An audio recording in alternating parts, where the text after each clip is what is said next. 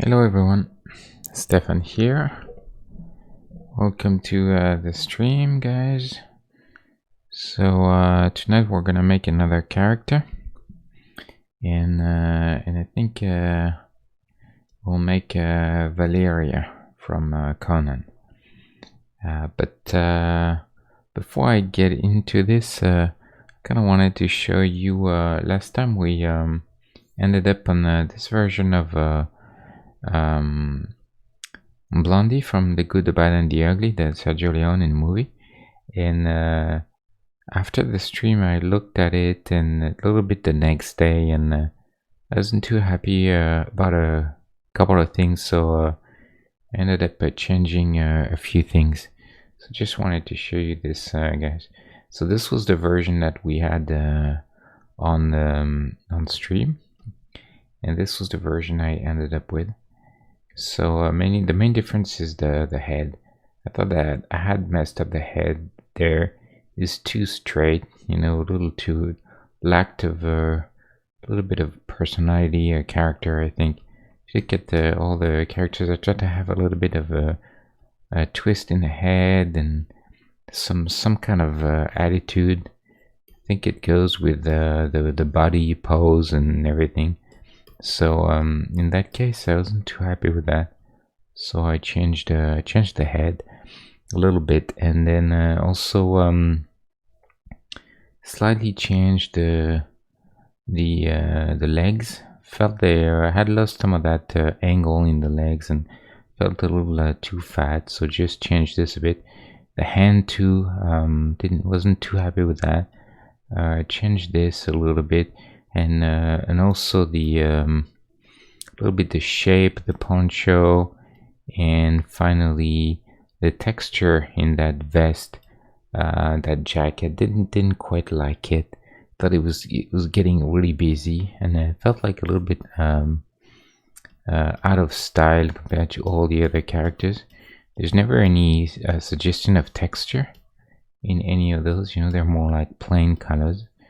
And you get the texture by either because the character or just because of maybe a little bit of the rendering, the surface property. But there's no real texture, like detail, high frequency. So this felt a little weird to me. So I ended up changing this. So the jacket, the head a little bit, the shape slightly, and also the legs just a bit. So that's where we ended up.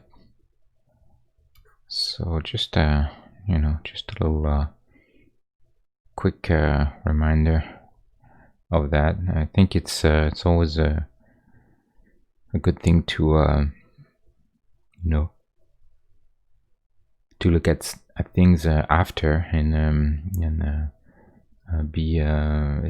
change things if they need be. Actually, I should probably even I see this. I think we don't need double pixel here. Oh, wait. Yeah, I think it's probably alright. I don't know. Maybe that's good. So anyway, so that's that for him. And now we're gonna do I'm gonna try to make let's see if I can find my guides here. I'm gonna try and make Valeria from Conan the Barbarian. It's a film I really love. Saw this when I was much younger, and it made quite an impression on me. I really liked it a lot, and back then I think I appreciated it when I was a teenager, or a kid almost, for for the heroics and the big barbarian guy and the giant serpent and all that stuff. But then when I grew up, I learned to really appreciate this movie for a whole a lot other reasons. creative reasons. And in the meantime, I had read some of the Robert E. Howard stories, the original Conan stories. They were written back in the early 20th century, very old stuff, you know. Robert E. Howard, he was the author of Conan. He was a big friend of H.P. Lovecraft, who wrote in the whole Cthulhu mythos and all those stories that I really enjoy too. Himself was sort of a successor to Edgar Allan Poe. Edgar Allan Poe was more in the sort of surreal aspect of things, and I guess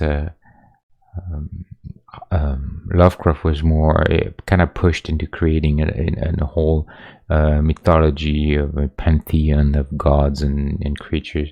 So it was a bit different, but I think they had similar influences and similar tastes, and you know, the writing was quite sophisticated, especially in Edgar Allan Poe's case. But there is a sense of a very flourished language, and also the idea of everything being hey Sheik, how are you, man? How's been the did you win some good games today? Watched you, and I felt like you were getting into it. The beginning it was kind of a little hard, but I felt like I saw you getting better and better, and I was like, oh, he's getting into the groove now. That's it. He's getting this. So that was kind of cool to see. Yeah, this game it's strangely appealing to me. I should not like this game.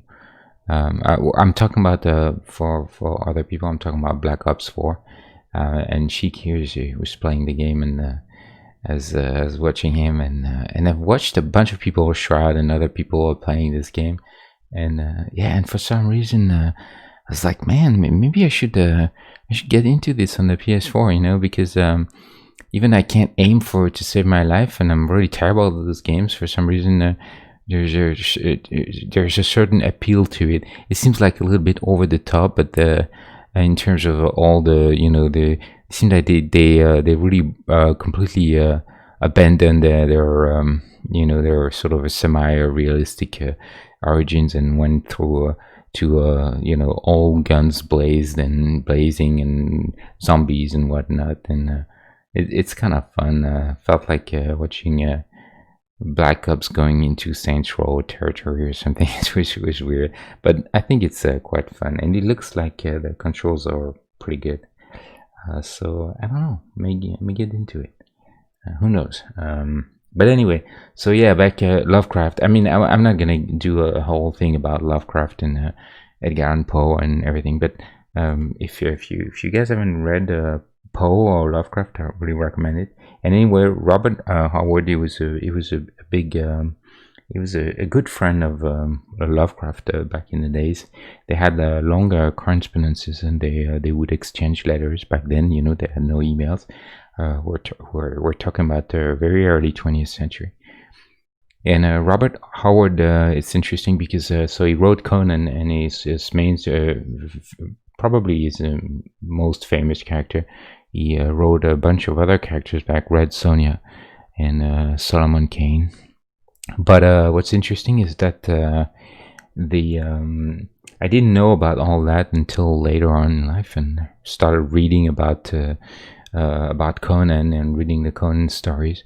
And so I then appreciated the movie under a very different light, even though the movie has been actually quite criticized by the hardcore Robert Howard fans, who thought that it wasn't really accurate to the depiction of Conan wasn't really accurate to the books, but they took a few things, a few different stories, and kind of mashed them together. Definitely the origins of Conan are very different in the book, very different from what you see in the film. But I think to me, I feel like the guys, they got into I'm gonna start painting I feel like the hardcore fans of Conan, they probably stuck to the sort of factual aspect of Conan a little bit too much. I think they may have failed to see how the spirit of Conan was very much very well translated in the film, because even down to the choice of the actor. But I'll come back to this later. So there's quite a few interesting things to say about that movie, definitely. So I had a version of. So I'm gonna make Valeria. I did Conan. I'll show you guys Conan. But actually, I don't like my version of Conan. I think I messed him up because when I did this, I wanted to have fun making a really big character. Like a huge dude. But I think he ended up being a little bit too caricatural. He could be in a fighting game from Capcom or something. I don't feel like he's. Let me see. I'm gonna move him around just so you guys see. Where is he? There. The axe. Is that? Yeah. So you see, I think he ended up being a little too buff, too big, a little extreme. So I think I'm probably gonna keep the pose and everything, but I'll end up changing him a little bit. You look at him compared to Rambo. Rambo is more of a human proportions, human size. It's a little bit weird, especially in the chest area. I think I want to address this. So I'll do that at some point. I mean, Arnold Schwarzenegger, if you look compared to Stallone, he's definitely a bigger dude. I think is a way taller and way bigger person, but not to this point. So I think I'll fix this later. But in the meantime, we're gonna make Valeria. So she was the sort of love interest and sort of buddy at the same time. In crime, a partner in crime of Conan. They were kind of like the Bonnie and Clyde of the the dark origins of man. And there she is. So I made a small version of her, very tiny, back in the days. Where is she? There she is. So she was so I made her in two. I did her in two versions. One in the outfit she wears there when she comes back from Valhalla. She's been killed, and she comes back for one last time to save Conan, who's about to be mortally hit by one of the Tulsa Doom goons. And the other outfit is this one where she has the really awesome body war paint, and look at that, how wide this frame is, really awesome in motion. And she's got the more kind of a little more practical outfit to fight, even though she's only showing quite a bit of skin as is expected in those fantasy things. Men are in full body armor and women are in bikinis for some reason. But that's the way it was. That's the way it was in the imaginary of Robert E. Howard. It was the way it was when Frank Frazetta was painting it. So that's how it is. So I think I'm gonna make this outfit. I really like the camo and the paint on this outfit. She's more fierce in this than this. This is more of a regal look. It's kind of fun, but it feels a little I don't know, a little more like a costume than this. This feels a bit more believable. So we're gonna make her like this. It's interesting because you see this is a promotional photograph, and you can see that the outfit is definitely different. She shows a lot more skin there. This part is really weird. I'm actually not a big fan of it. I like this better. This feels just the right amount, you know, of sexy. I think that's enough. So we'll try to make her in that outfit. That's kind of what I tried to do here, and I'm gonna probably blow this out and try and get that same sort of pose. But it's another picture from the set. So yeah, I think we'll do that. So she was so Valeria, she was portrayed by an actress called Sandal Bergman. She's a 6 feet tall woman, a really big girl. Look at that compared to someone on the set. I wonder if it's John Milius. I think he was bigger than that. That's not John Milius. But yeah, no, that's definitely not him. But you can see how tall she is, you know, really impressive stature. And she was a dancer, very strong athlete. That's why John Milius picked her. She had some parts in films like All That Jazz and Xanadu, because she was a good dancer, and then she was recommended to Milius by the producer, I think, Pressman, and they ended up picking her for the role of Valeria, and she did a really good job. Interestingly, she got a Golden Globe for her part as Valeria, as a Golden Globe for the best new star in a film that time.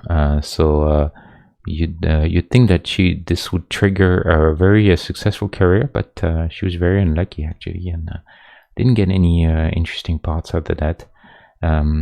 She went back to her sort of a sword and sorcery role 3 years later in '85 in a very bad movie, unfortunately, called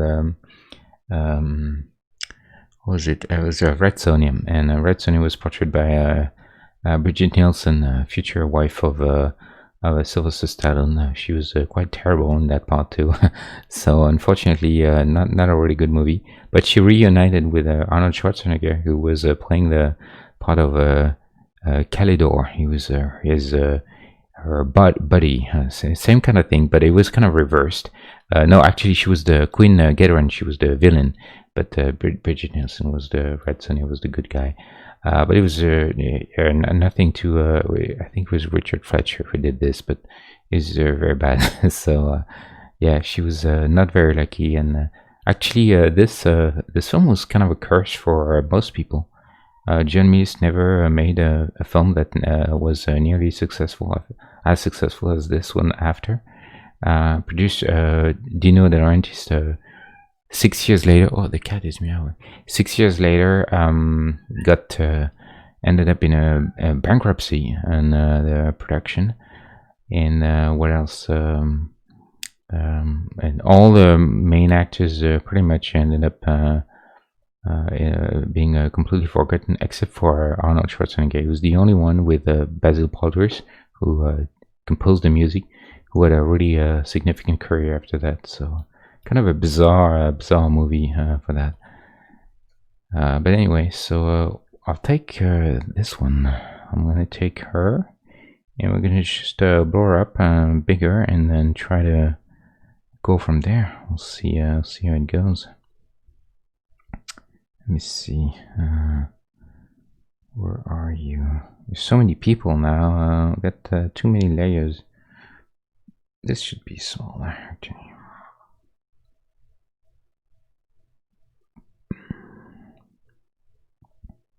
Come on, Valeria. Where are you? Ah, this is terrible. I hate when it takes forever to find her. Nope. At some point.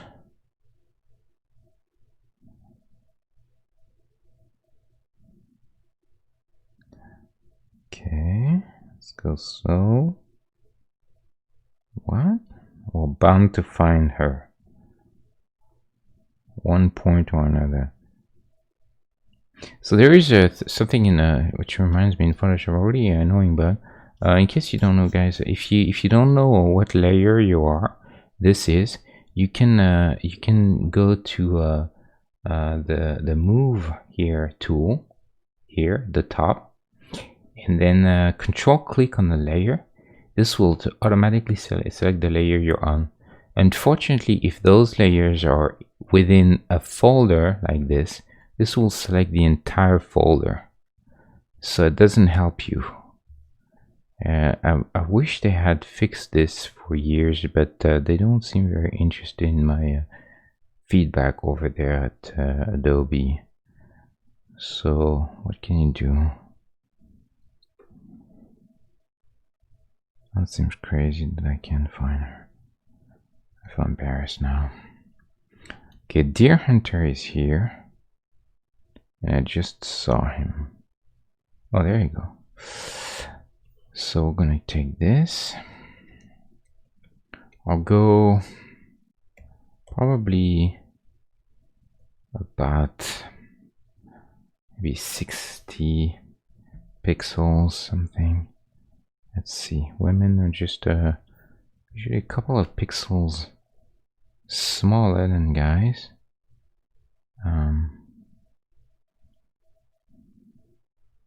But like I said, she was 6 feet, so pretty big, and she had to because Arnold is pretty tall. So let's see, compared to, well, she's probably about the same size as Sonia. And her, she is info 58. So we're gonna go 58. Right, 59 even, and we'll go nearest neighbor. So now we can bring her back there. So she looks big, the head looks big and everything, because the proportions change a little bit, you know, when you're dealing with that size. Now, oh, there's nothing there. Let's bring her next to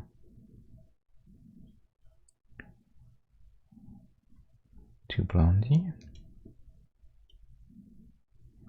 Going back to white.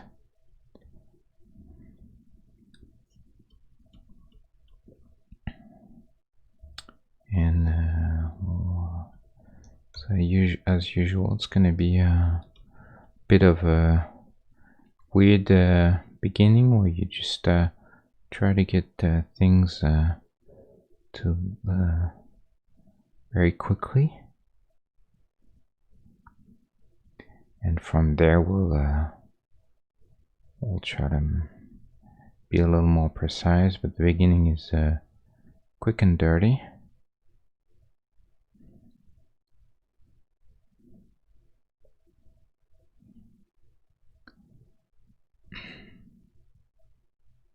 So the film was released in 1982. It took a long time to get done, because the pressman, the producer, he really wanted to make a Conan movie, but he couldn't secure the rights. And they started working on this in 1970, very early, and it took them years to secure the rights for the film. And then from there on, there came the second stage where everything usually falls apart, where you try to get the financing. It took a certain number of years. They finally convinced the studio by attaching a strong name to the script. It was Oliver Stone who wrote the first script for Conan, interestingly. But And Oliver Stone, if you remember, is the guy. He did Platoon and films like JFK and Born on the 4th of July. But at the time he was in trouble. He was fighting addiction,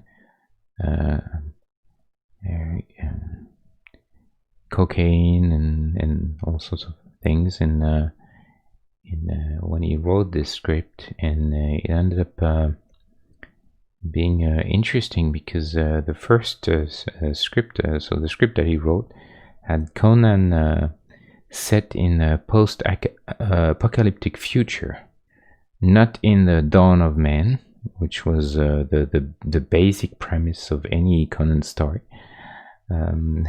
He was in a post-apocalyptic future and ended up with a giant battle where Conan was fighting hordes of mutants for some reason. So when Dino De Laurentiis, the Italian producer, finally got inherited of the project, he got in touch with John Milius. John Milius was very famous for writing scripts that were very macho, very sort of testosterone driven. He wrote some of the he wrote Magnum Force, the Dirty Harry script, and things of that nature. And so they gave him this, but the first thing he did was to ditch the entire Oliver Stone script. He kept a few scenes like the Tree of Woe when Conan is crucified, but ended up ditching most of that absurd script. He was saying that it was definitely a drug-induced script when he read it, albeit a good one, but definitely not what he was looking for.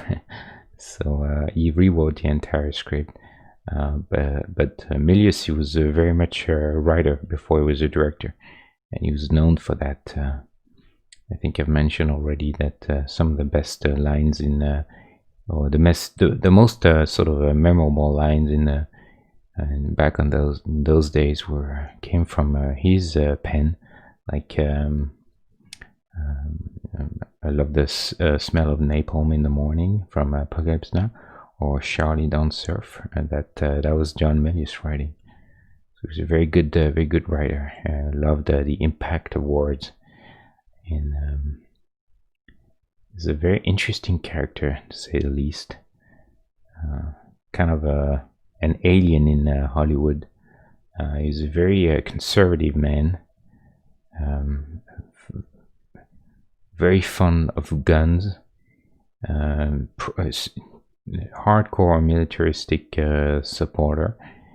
He was actually he wanted to go in the army during Vietnam because he was about that age, 18-20, when Vietnam War broke out. And he's saying in interviews, "Oh, good night, Sheik. Yeah, I totally get it." And you were streaming that a long time ago. So yeah, have a good night, man. I'll see you tomorrow probably. Yeah, and so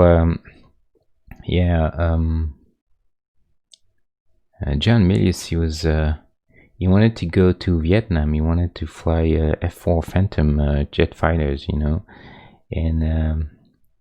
and he was pretty sure that he was gonna meet a glorious warrior death in Vietnam. He had it's a very strange character, but I think I'm gonna have to break loose of that pose. She feels quite stiff. She's got no neck. I'm gonna have to change that whole head and everything, but that's okay. I want to feel the waist more, so there's quite a bit of things we're gonna need to address there, but that's fine. You can never just directly take one of those small sprite. Every time I try, it's gonna look disastrous. So I just have to really try and make the best. I wish I had a similar pose that I could inspire from. So yeah, he was and he was a very big dude with a booming voice, and he's very didn't take any precautions to not hurt people's feelings. He was known as a very strong character. Actually, if you know, if you guys have seen one of my favorite Coen Brothers movie, The Big Lebowski, Walter, you know, the crazy Vietnam vet, friend of the dude. This character was directly modeled after the real life John Milius, the director from Conan. If you look at pictures, they're oddly similar. I'll show you. So look for John Milius. So that's John. That's John Milius right there. Oh, there you go. See, everyone knows. That's John Milius on the left, and that's Walter from The Big Lebowski. So you can tell that this is no coincidence. He was actually when the Coen brothers told him about that, he was actually quite flattered. He was happy about it because I think he liked the fact that he was the inspiration from a character that was a little bit that had a strong personality too, even though Walter was a bit goofy and was making quite a few mistakes in the film, but it's definitely a very appealing character, very fun character. I think she has this opening somewhere. Yeah, there's this little thing here, and then there's this. So I guess we'll try and suggest this. We'll see. And anyway, so but the funny thing about also the whole thing is that John Milius, he was very similar to Robert Howard, the author of Conan, because Robert Howard is a very big guy too. He was an athlete. He was very good in sports. He was always doing sports. He was lifting weights all the time. And so he wrote, when he wrote Conan, it was a character that was close to his own personality, and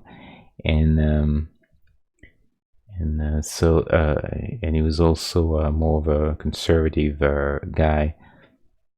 So it's funny that that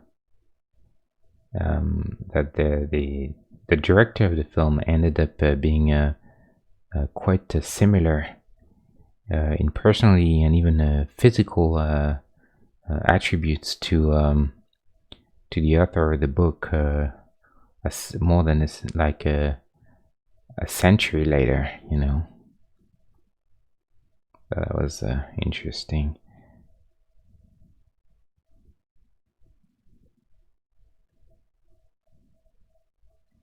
But I think what I really liked about the film later on was there's already plenty of very interesting themes in the film.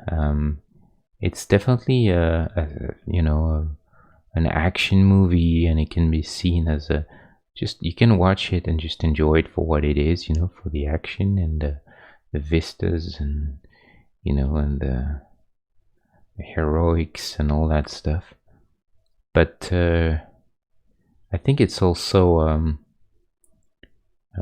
it's charged with a lot of really great themes. It actually starts with a Nietzsche quote, which is what doesn't kill you makes you stronger, and you can tell that the director Milius, he described the film as some sort of opera that he wanted to be almost devoid of dialogue. Didn't turn out exactly this way, but you can tell that some of it remained. It's a film that doesn't has too much dialogue. It's pretty economical. I think it has just the right amount of talking, and and I think for that it's pretty close to what I think the character is, and even down to the choice of Arnold Schwarzenegger for the role. A lot of people made fun of his accent in the beginning. He had speech classes and stuff in order to to be able to deliver his lines, and got a coach, and also John Milius himself coached him quite a bit. But the fact that he's struggling a little bit with the language, the fact that he doesn't talk much, the fact that he seems a fairly crude man. Not that Arnold is not as he's been in politics. He's a smart man, I think, but he's actually educated. But he was struggling with the language at the time, and he didn't really have all the stuff that all the tools he needed to do his job. But I think in a way it turned out interesting, because it gave the character a more believable feel, of a man who lacked the proper education because of his upbringing. He was captured, his mother killed and father killed early, and he was early on brought up as a slave, and then into a gladiator. So didn't really have any of the education that he required. So I thought that was actually not necessarily a bad thing, that they did that. I think it turned out pretty okay. Hey, Murder Bunny, welcome. How is it going? Have you seen Chica doing his masterful Black Ops killing a little earlier? So yeah, I think Conan, and you see the whole I felt like the whole so there's actually quite a few people who said that maybe with reason, that the Conan there was a very a product of its time. It was the Reagan era, where individualism was a very strong theme in politics and in the United States, versus communism, because it was the Cold War, and versus generally socialism. And some people, they say that given the political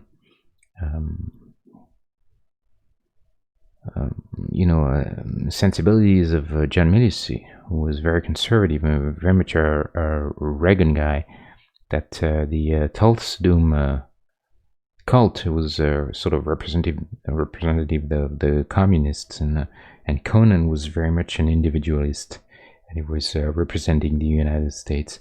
I don't know how much truth there is to this, because I'm always wary of scholar interpretations, or of different various art forms. I think sometimes they got it right, but sometimes they just see what they want to see. So I wouldn't necessarily discount the theory, but it certainly has never been really acknowledged by Milius himself, so I'm not sure. But I think there is, though, an aspect to the film that is sort of rejecting the notion of of established fate, of the fact that people very much there's a sense of determinism in that film, in the sense that every people are they make their own destiny. And Conan was a good vehicle for that. He also doesn't really believe in magic. He rejects religion, all these things, except for his own beliefs. So he's not a very tolerant man in the beginning. But he definitely has an arc, which I thought was very good too. Because you see when he meets Subotai, his friend, Subotai has a different religion, and that scene when they talk about their respective gods, and Crom is in the earth and on top of his mountain, and Subotai says that his god is higher than Crom because he is the wind in the sky, and Crom and Conan kind of reflects on this, and you can tell that he's a bit puzzled. He doesn't really acknowledge the truth or anything. He's just thinking about it. So there's a few really good scenes like this. Valeria, I think she was great too. It was a fine line to walk. They wanted her to be a strong female character. I think they succeeded in that. But she also has this almost unconditional, almost adoration for Conan. She's ready to do anything for him, which is more of a things that you would see in the old way of portraying women. But I didn't really. I didn't see it as a negative thing. I think she's just fighting for him, and she's ready to give her life for him, which he might not be able to. He might not be the kind of guy who would do the same actually for her. So in that respect, I think she was a more empathetic character than he was.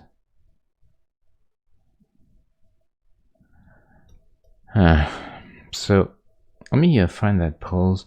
I found the pose back then that I really like, and now I forgot what it was. I want to find this again. Oh, well, that's not our Valeria. She had a really cool pose. Yeah, that's the one.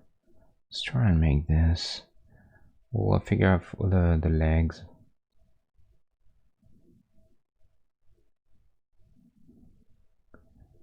I wonder if it's gonna be super small. Is there a way to find a bigger image? Probably not. All sizes. Nope, that's fine. It's just for a pose. It's okay. Put that here. Okay, so we'll I think we're gonna end up changing quite a bit things here. That's fine. Yeah, so an interesting movie. Hasn't aged too much actually. I think it's also because a lot of the special effects were very done in camera, were very practical effects, John Milius didn't like he didn't like the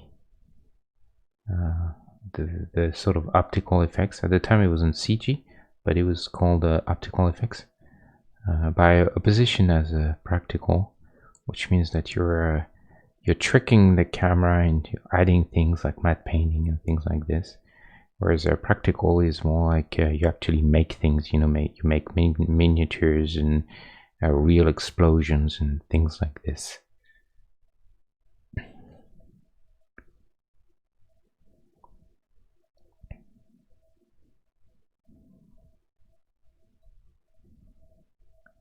Yeah, really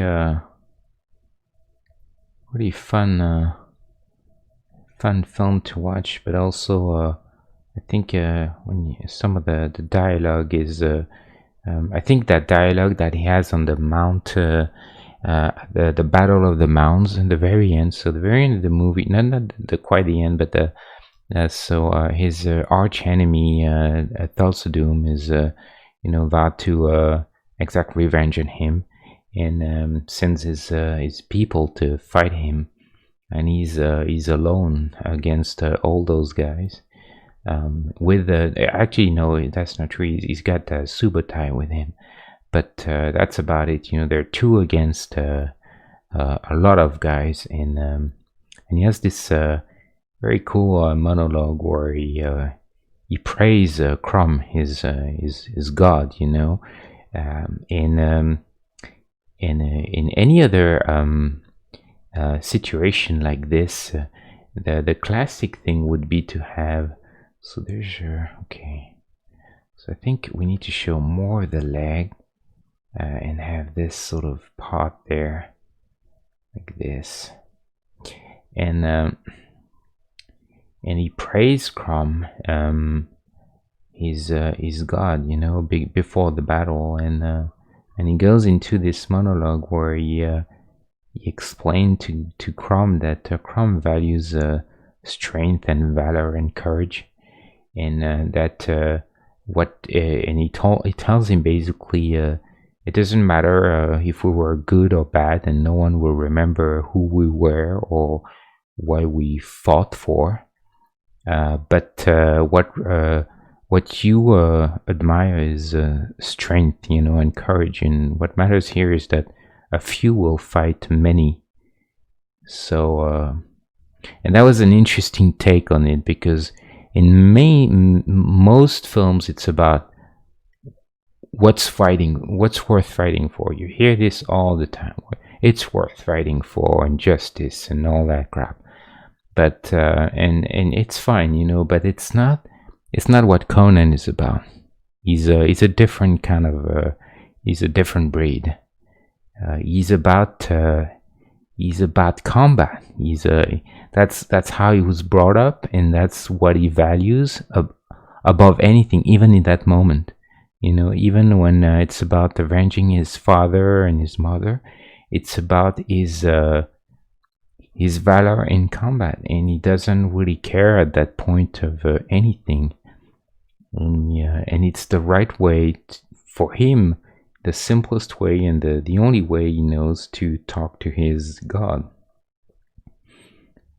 And then he curses him at the end.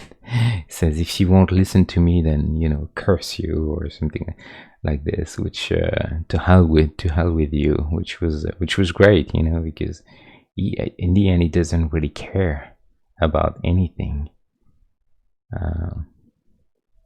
Yeah, so plenty of really good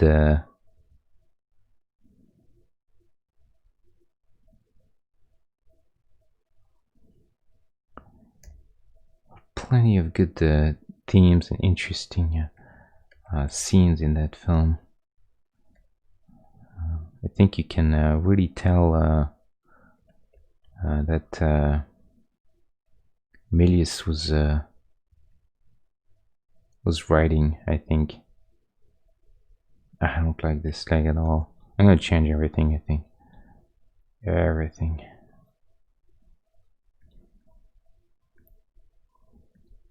I wonder if I should. It's hard to picture what's her position there. She's too squat though, I feel. Kind of like her looking this way and being in motion, So we'll have to figure something out. I think this leg will probably need to be in shadow to make them read separately.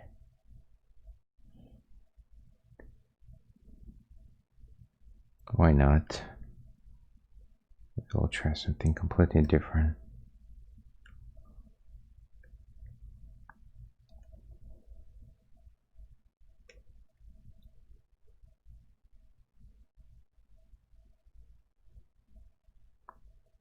Many films after that tried to capture the same kind of like this too. Could do a very straight, very dignified pose with the sword. Could be cool. Who knows? So I'm just really playing here. I'm not really too worried about getting something right right away. I'm just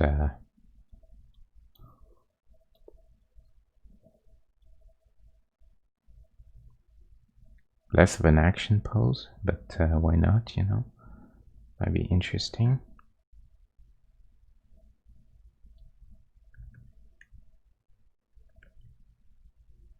If you guys have ideas or things that you'd rather see, let me know.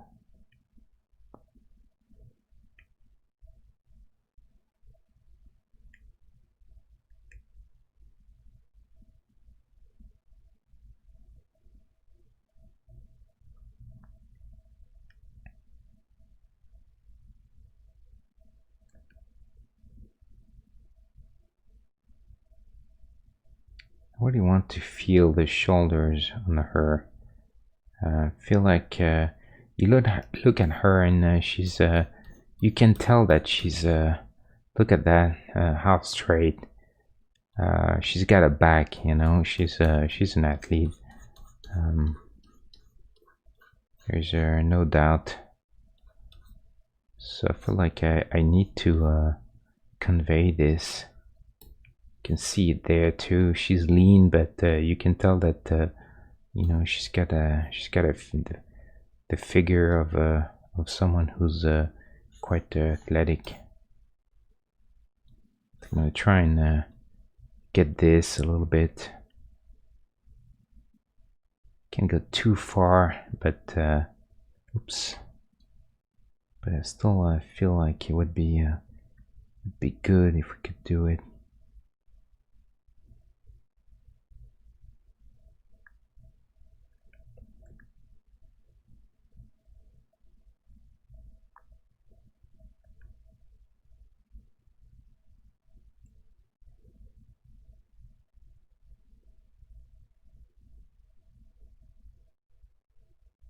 And also, the film was quite criticized because I think I mentioned last time in one of the streams about how careless generally the industry was back in the days for safety and all that sort of stuff. So a bunch of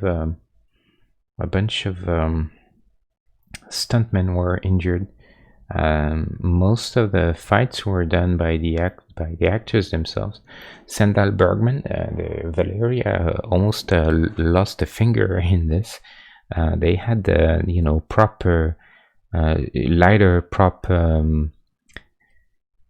swords for the fights, but they were still pretty dangerous if you didn't know what you were doing. And at some point, she was fighting an extra, and they mistimed one of the hits. And he caught her on the finger and cut her finger.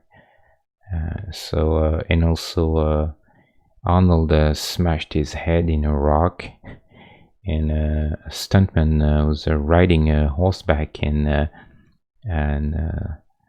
ran his head right into a camera, got seriously injured. So not to mention horses being tripped. This is actually really scary to see. I think this is one of the films that really impressed me the most. You know, they have this technique when they trip horses. So what they do is they start with tying ropes around the front leg of the horse, the front legs. And what they make them walk slowly, and then they trip them very gently to make with a signal to make them understand that they need to trip and then fall eventually. And they do that like hundreds of times, and faster, and then they remove the rope, and then eventually they can make a horse trip and fall and tumble at full speed, which is really scary to see. But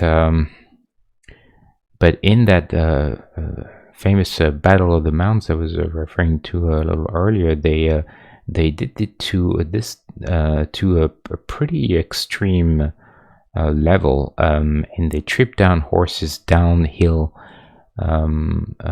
with a lot of velocity, and it's scary to see for the stuntmen. It's scary to see for the horses, and they got a lot of flack at the time for their how dangerous those scenes were.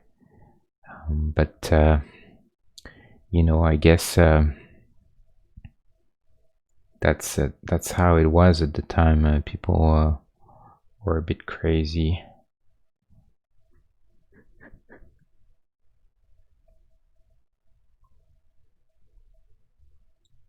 Yeah, I remember thinking, man, those horses are gonna have broken legs, and sure enough, it actually happened. It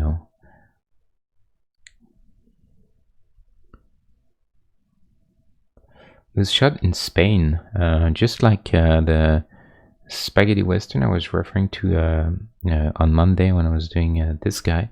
It was shot in the same similar regions of Spain, very semi-arid area, lots of deserts, and they built a lot of stages over there in hangars for all the interior scenes, and they shot on outside locations in Spain for the outside scenes.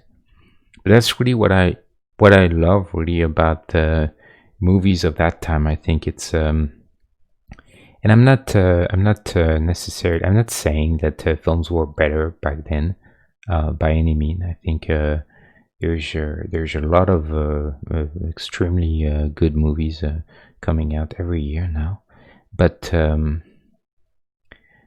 there was definitely a sense of filming on location, at the time.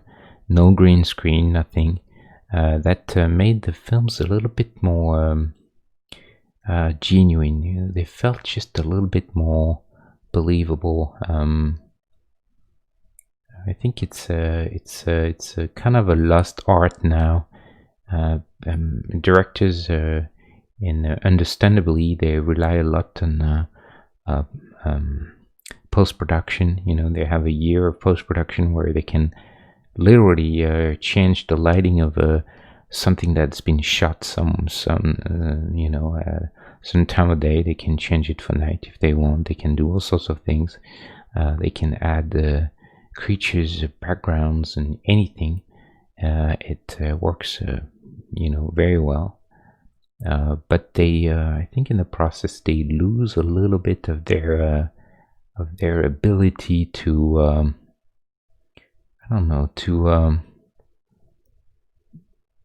to make something that has a sort of a more, I guess, a more realistic, believable look. Which Conan, even the sort of the slight mistakes and the sort of gritty film look that they had in the 80s and the 70s and before, I think it's a bit lost now.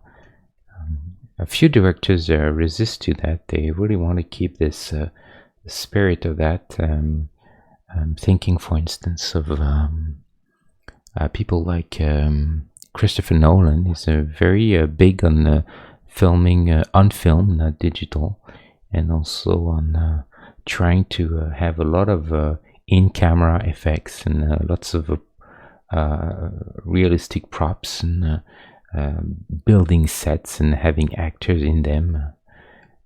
Iñárritu, the guy who made the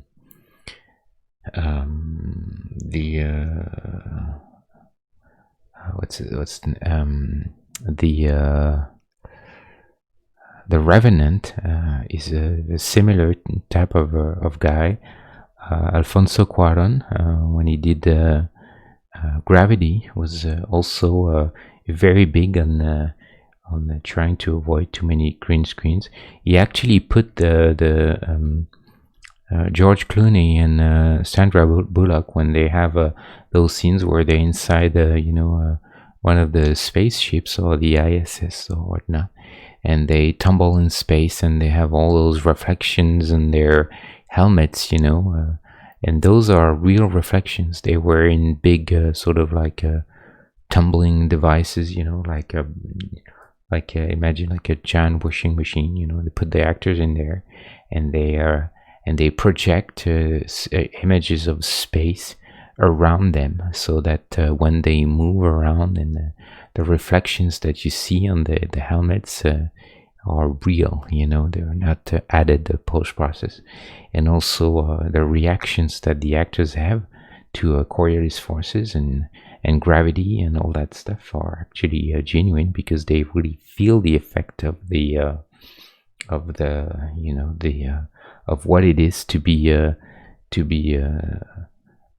tumbling head over heels in a giant gyro. So that's something that you can I think you can feel. And also the latest Mission Impossible is like this. Lots of things that have been done for real. That's really Tom Cruise is he's a bit crazy. This guy he's doing all his stunts himself.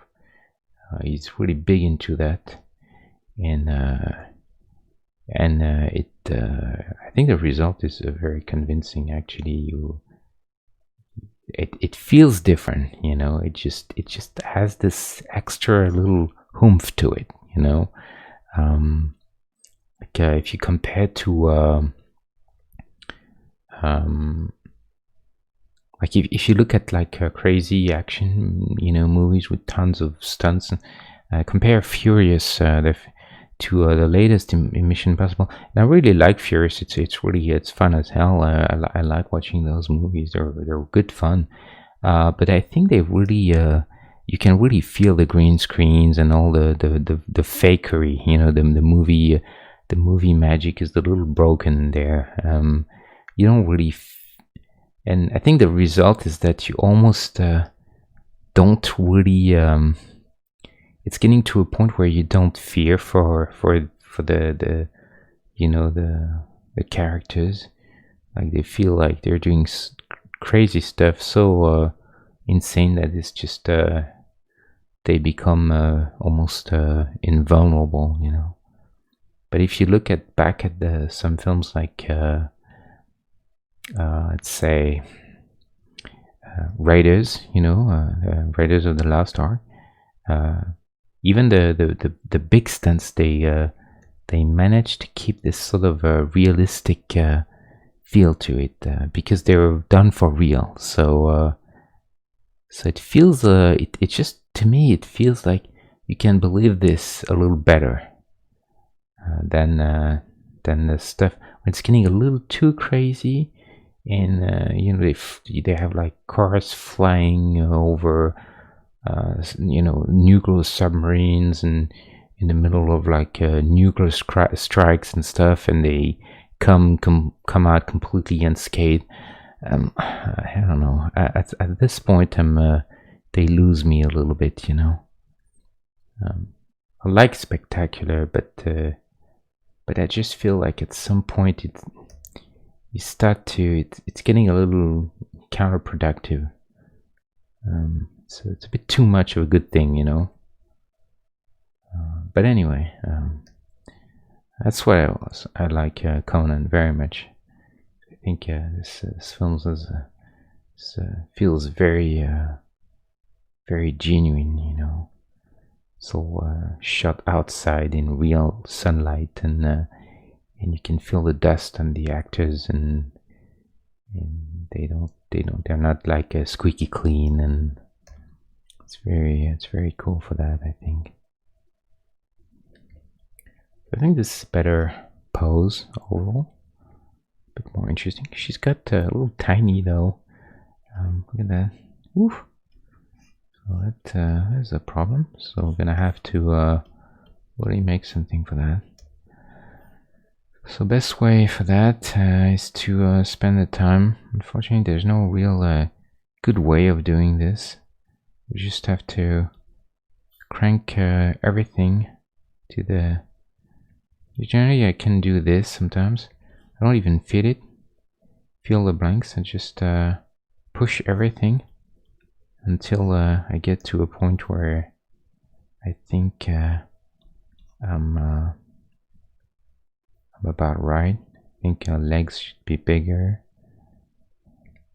I'm gonna compare her to Red Sonja because it's a similar pose and a bit big now. So we can come down a bit.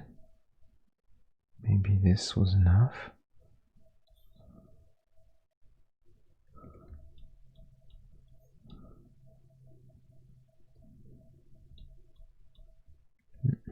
What this is.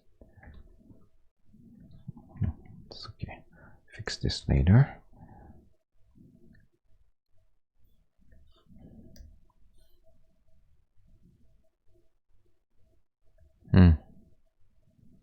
This part's probably...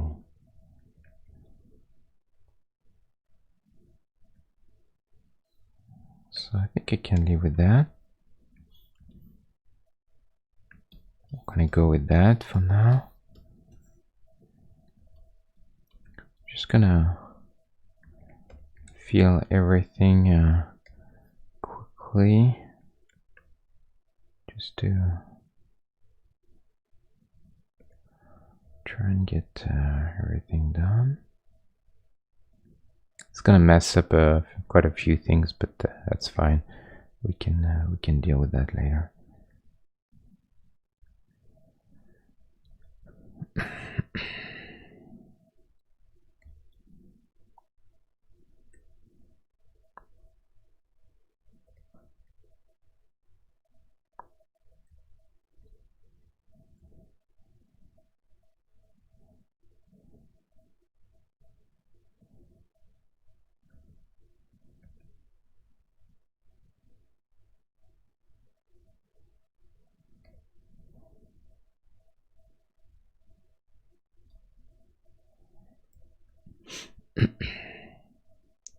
Hope everyone's doing good tonight.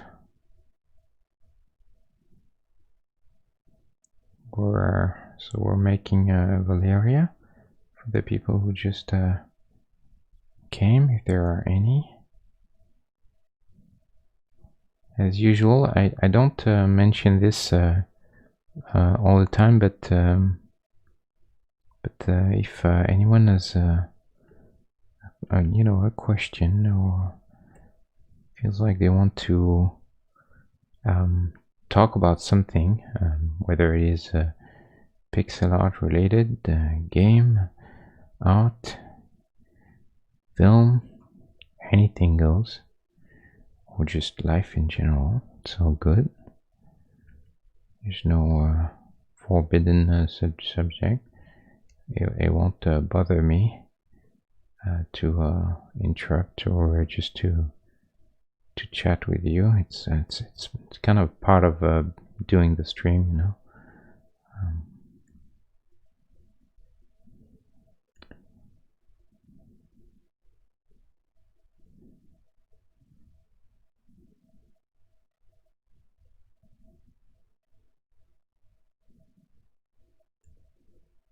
They also the studio was worried about the violence of the movie, so they asked John Milius to cut quite a few scenes, unfortunately, that were deemed a little too brutal, which it kind of baffles me a little bit, because how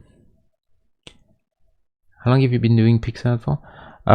A long time, very long time. I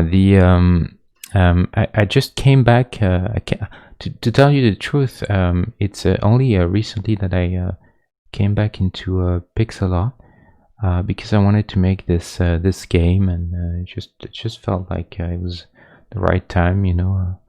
But originally, I started doing pixel art really, I could say, probably, it's hard to remember for me, but I would say the very first time I touched a computer and started to mess up with a few pixels were on a C64.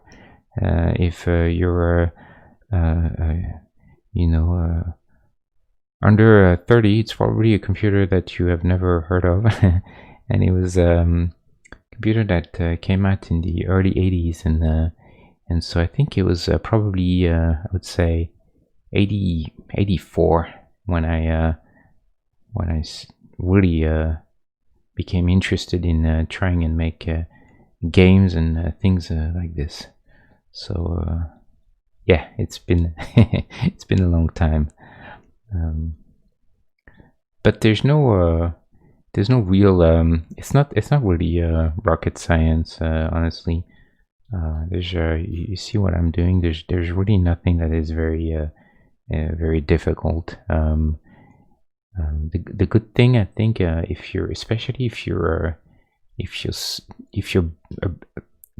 it really depends. I think if you're an art beginner, it's a good way of to start, and I kind of started this way as well, because you don't really have to. Oh man, Jessica, I think she's really too big, but it's fine. I tend to get them bigger and bigger now, I feel. But yeah, I think if you're doing pixel art is good because it's kind of a simple. It's fast enough to do that you can really train and make a lot of mistakes very quickly, and so and then you can start over and do other things.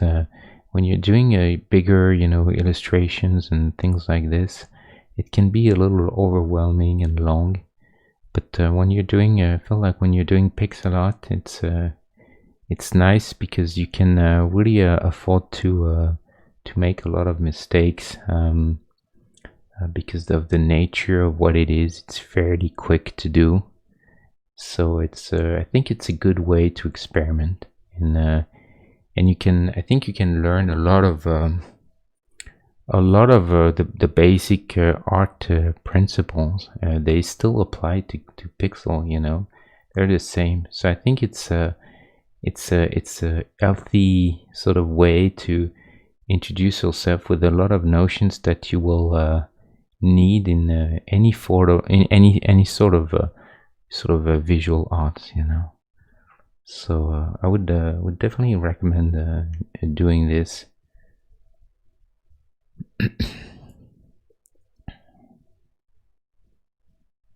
Yeah, if you want to make a video games, I think a video game nowadays, I think, if you like, because the basic mistake, I think that new video game people make, and new like indie developers, is the fact that they overscope. You know, they want to do something that's really awesome. Like everyone wants to do something really cool. You know, it's just a human nature. But the problem is that you can easily get into a situation where the scope becomes so big that you will be sort of discouraged by it even before you are getting that far, and then you will give up, you know, and just basically it won't be a very good experience, you know. But if you make something very small in the beginning, I think you will you have a way better chances of finishing the project and feeling good about it and learning quite a few things. So I wouldn't necessarily And for this especially, I wouldn't discount pixel art because it fits the bill really well. It's easier, faster. It doesn't take a lot of as much time as if you have to model assets and light them and texture them. 3D is very time consuming. And unless you're very good at 3D, it's going to be also very difficult to get a look to your game that will be a bit unique, and different than what people do, that other people do. So, but pixel art, because of it's just its nature, really allows you to do a lot of quick experiments and have fun with it. And I think you have better chances of making something that will actually look a bit special, that will be a bit more recognizable, if you will. So I would, I would probably do that. And you can mix too, now in Unity, they separate the pipeline in 2D and 3D. But the truth is, you can really mix them both. You can totally use the 3D pipeline and have a little just to project your 2D art on 2 planes and stuff like this, and 3D planes, and you'll get a lot of depth out of it for free. If you're a little bit smart about it. So I think, you can really have fun with that. But you see, I'm very much like you. I'm not necessarily a beginner, but I still think about how am I going to do all that, by myself. I have to think about it. So it's good that you I think early on you set yourself with a manageable goal, because there's nothing worse than I think getting discouraged just by just the sheer task of something and feeling that you'll never get it done. Some people are better than others at doing this. They're more they have more willpower, but it's tricky. I think it's difficult for anyone, especially if you work alone. If you have a buddy that does that with you, then it might be a little easier. But generally, solo projects are very demanding. You have to stick to it, and do your best.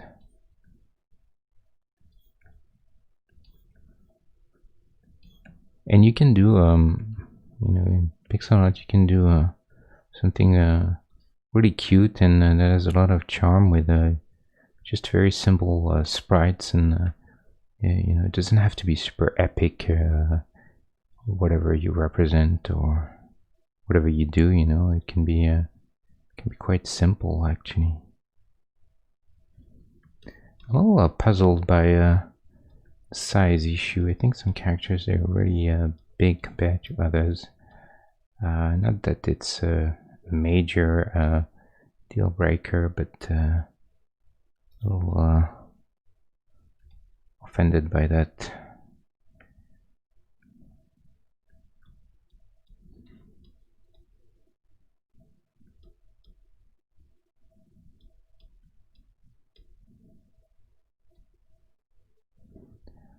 Yeah, for instance, I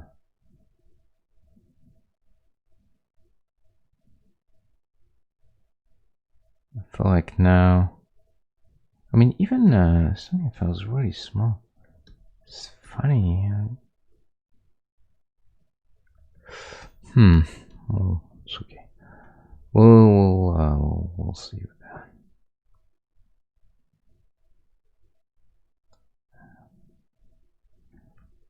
There's yeah, we can go a bit bigger still. But it's fun. It's fun to make something like this because I feel like you can do anything you want. You know, it's rare to have that opportunity of I feel like of doing something that is totally your own. You know, and no one's there to tell you you know, do this or that, do this character like this, or I want you to make an action game or this or that. You just do what you feel like is right. I think that's why you see so many very good indie games, because I think they're very honest. They don't try to cater to some audience, or they have no agenda, you know, other than making the best experience possible according to the taste of the people who are making it. They're not cynical about it.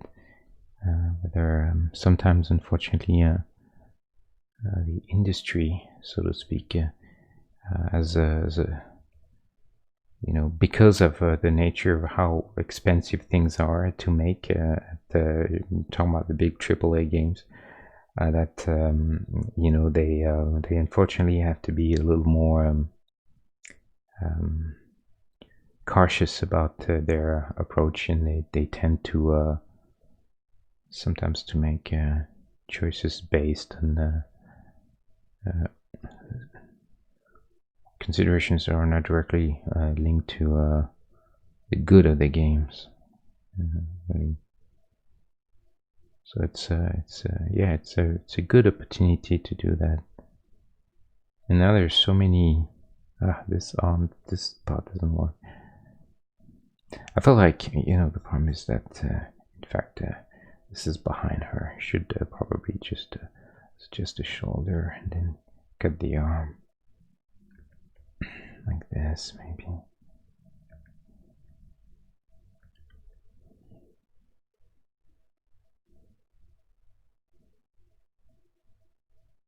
In indie, you can go really crazy. I mean, thinking of game that I really enjoy a lot is The Binding of Isaac, and the themes and that are in this game, you know, are probably some of the most mature stuff that I've seen. You know, I think it's funny when you hear people saying, "Oh, our game is mature because there's blood and gore in it," but I think they really missed the point there. But a game about you know, that tackles subjects like parents killing their own child, or under some religious fervor, or this is something else. You know, this is completely different territory right there. So I think it's pretty awesome that a guy like Macmillan was willing to go there, which got him into trouble actually, because I think originally when they wanted to have the game on the App Store, even on on the Switch, Nintendo wouldn't allow the game.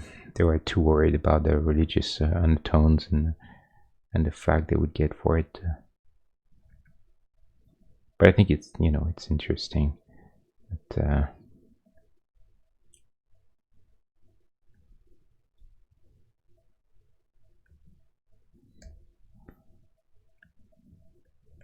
but you can still do that, you know. And not that, you know, you have to. You can do a little game about cute little monsters eating flowers and stuff, and it's perfectly fine. It's cool too. But the point is, it's great when people feel a a bit free, you know. I feel when you play the game, you can feel it too, that it's been done by someone who was really honest about it. Who just had something to say, you know, to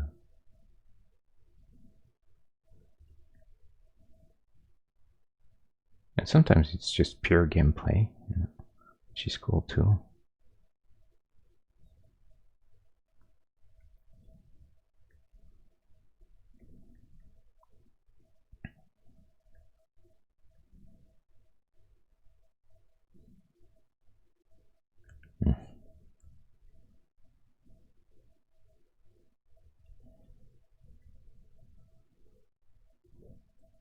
Yeah, Undertale is crazy.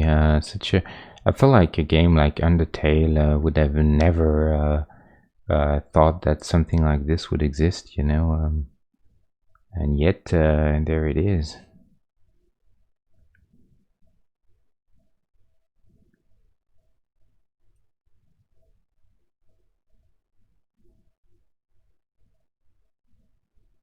And I think it also shows the power of something of a gameplay and an experience versus production values.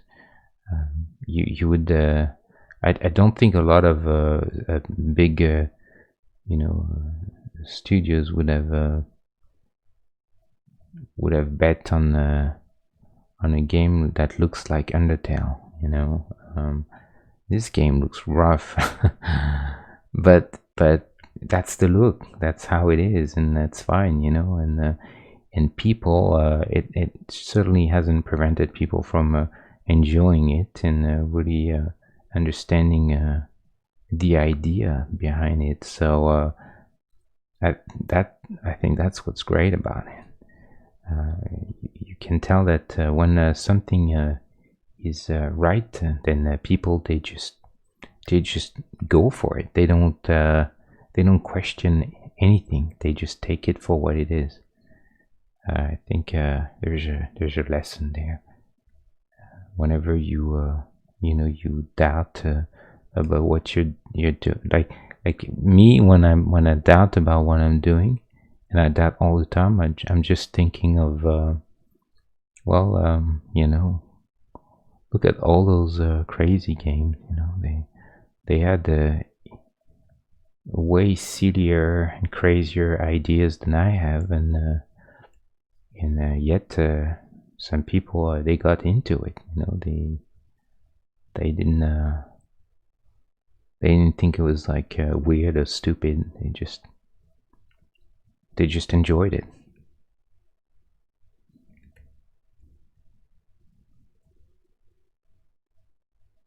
I think to do that, you really need to break free of the sort of, and it's really hard to do. I think break free of the questions. You know, or you know, are people gonna like this? You know, or whatever. You just have to make it, and yeah, maybe everyone will hate it, but that goes for everything. There's no way to know anyway. At least I don't think there's a way to know.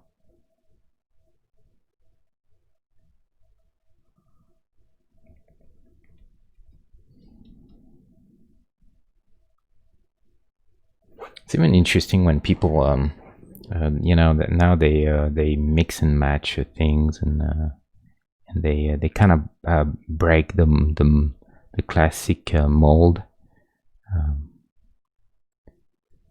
Is thinking of a game that I really enjoyed recently, was Into the Breach, and it was done by the guys who did the FTL, and it's a really interesting idea, because when you look at the very popular genre right now, which everyone calls a roguelike or roguelite or whatever. There's a lot of technical nomenclature there. Some people say this it's a roguelite, it's not, whatever.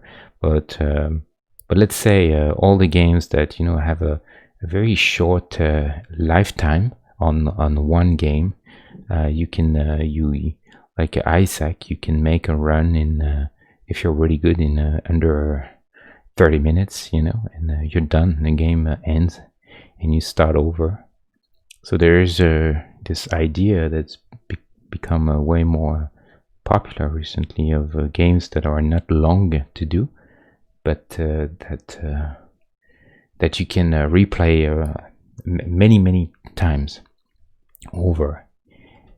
And in Into the Breach, they kind of mix this with the genre of the sort of a strategy game. So it's like it's really strange. It's like playing a sort of a micro condensed version of a Final Fantasy Tactics or an Orga game, but it's much more scale and quick, and then and you can play this in quick bursts. The map is 4 turns and that's it. And yeah, like you say, I think a lot of people they couldn't get into it, or they got tired of it really quickly. I've heard many people saying this, so for sure. But I think it was interesting to see that they sort of combined 2 genres and try to, like, the idea of a quick game that you can finish quickly and start again. With a genre that you wouldn't think is necessarily the best for that, the sort of strategy, turn-based strategy game. So that's what I like when people they try to do things that are a little different. Maybe sometimes with success and sometimes a little less. In the case of Into the Breach, I think it didn't really work as much as they intended. I still enjoy that game, but certainly I can see some of the flaws in it. Could go on this for a long time, but I feel like before getting too much into criticizing people, I should try and make my own game first, see where that goes. I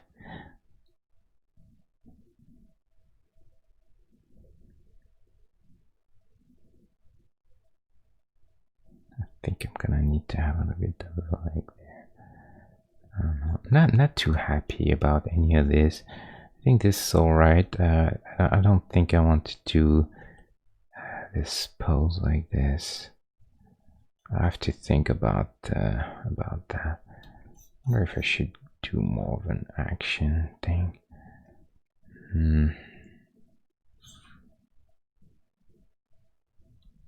It's a good question.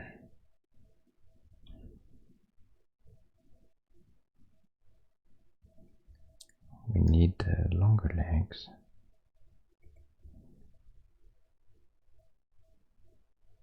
Female character generally, I always try to I'll try to align the I mean, she's a little more, her legs are more bent and everything, but I'll try to align the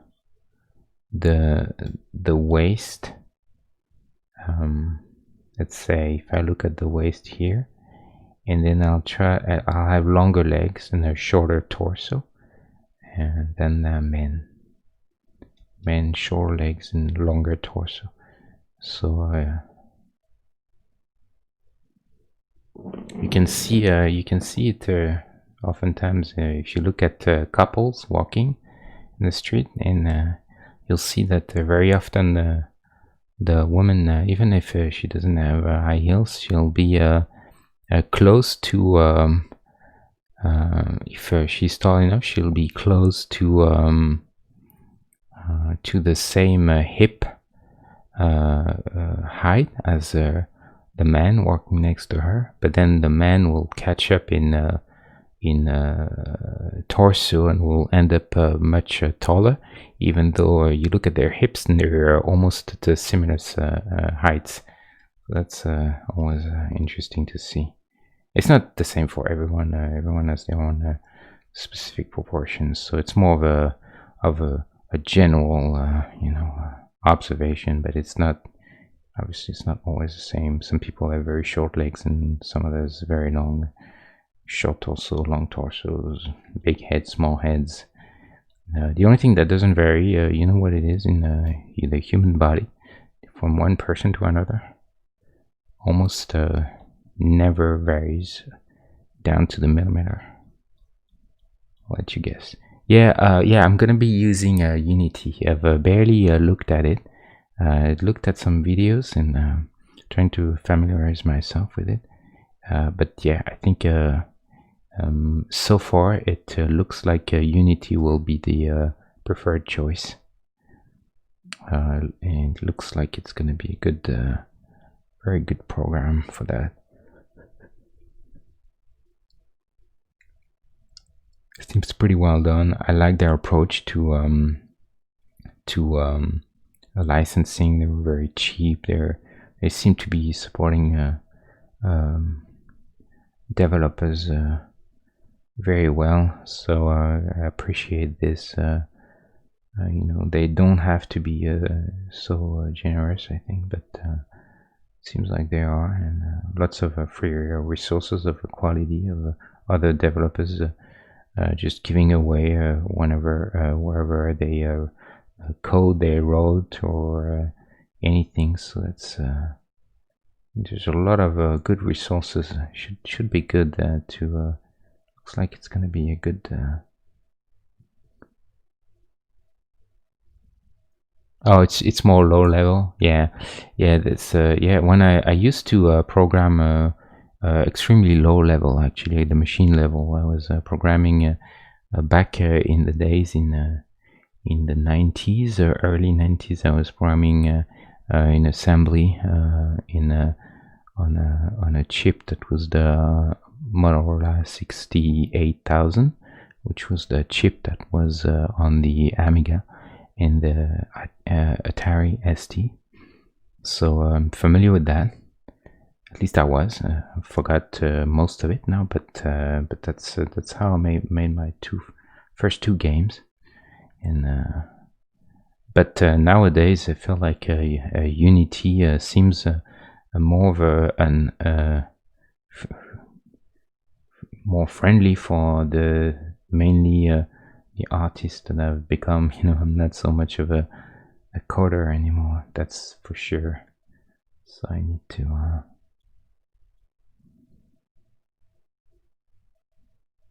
yeah, so it's more like, I guess, like a coding environment, like you would do a game in C++ or something, I imagine. You still have like node-based stuff or any of that, or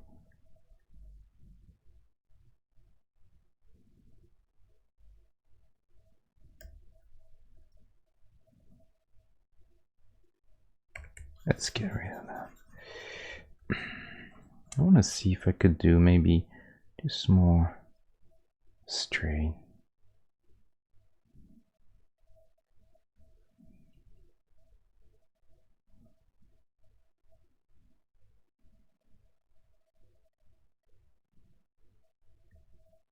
I wonder why it is that bothers me so much. I think it's this spot, it's too.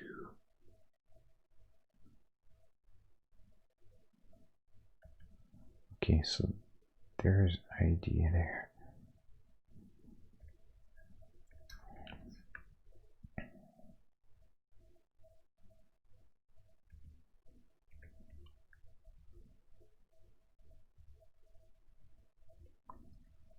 The only thing I think that I wouldn't do myself, I think would be the the music, definitely not. I did that back in the days, but I could afford making simple chip tunes, but I feel like the sound now has gotten way too professional, way above my skill level, and I can't. I really don't see myself insulting people by making the sound myself. I think it would be really bad. So I'm gonna try and stick to do one that I know a little bit, and hopefully that'll be enough. Spending too much time on this.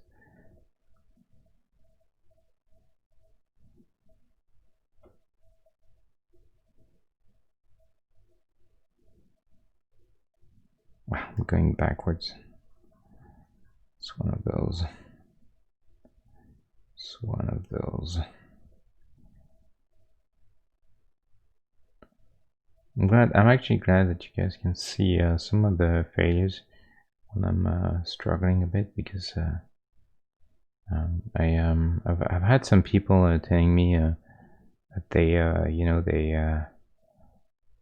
get discouraged because they spend quite some time on some art, or a character or some pixel art, and they can't get it, and they think they tell me that when they see me doing the stuff, it seems easy, and but they can see that I also have moments, plenty of moments where I really don't know what I'm doing. That's I think that's the lot of all people that are just trying to make something in general. You just have to stick to your guns, and hope that eventually it's gonna work. Don't lose hope.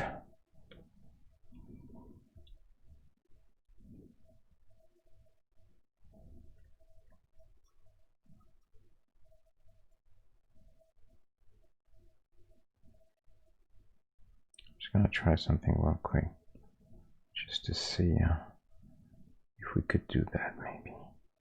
Because the thing is, I don't want to make the same leg, leg front, leg behind, as I did for her. It's gonna be too similar. So I want to do something different. So, whatever, we'll do that, and even if it takes a bit of time, it's okay. I kind of want to show this little piece there of fabric in the front. It's kind of nice there, here. So I should probably try to get this. Kind of goes a little bit against the motion though, so I'm a bit sad about that, but we can do too much butt there. I mean, we like a butt, but let's not go crazy, okay?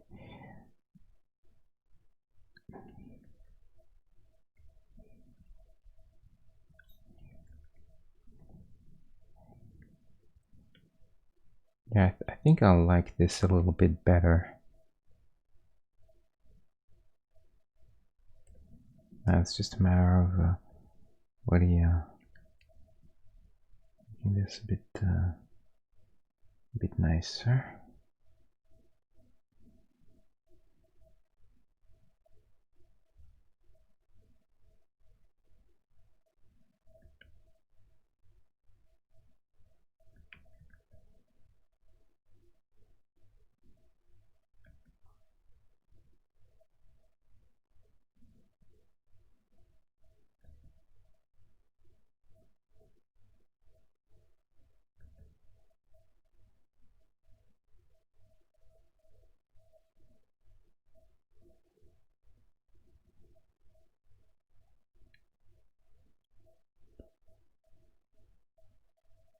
Okay, Nike. Thank you for being here. You have a good night. See you next time.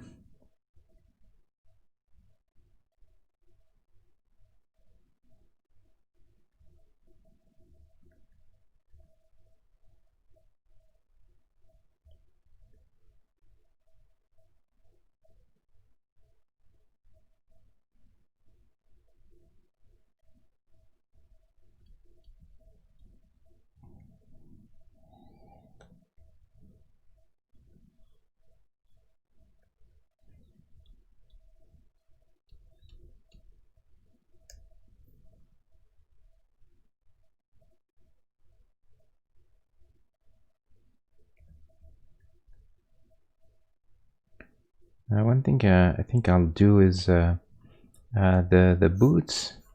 They come very high, actually, almost knee level. But I'm not a huge fan of that, because in Pixel, what it does, same thing here. What it does is that it effectively cuts the leg right at the bend, and it's not the most flattering cut for the leg.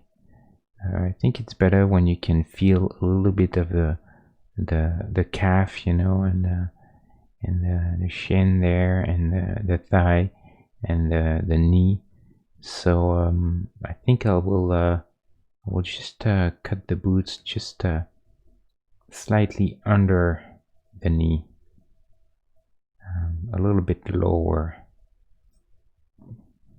I think it's okay to take that little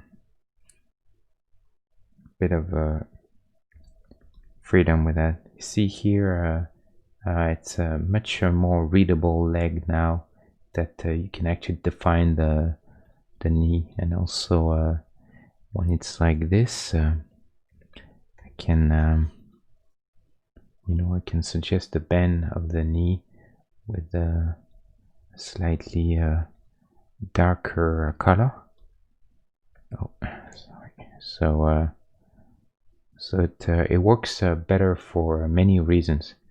So that's why I'm doing this.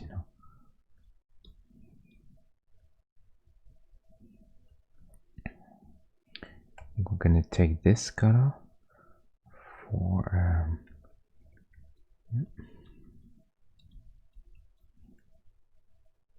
I will probably adjust that a bit later, but for now it's good enough.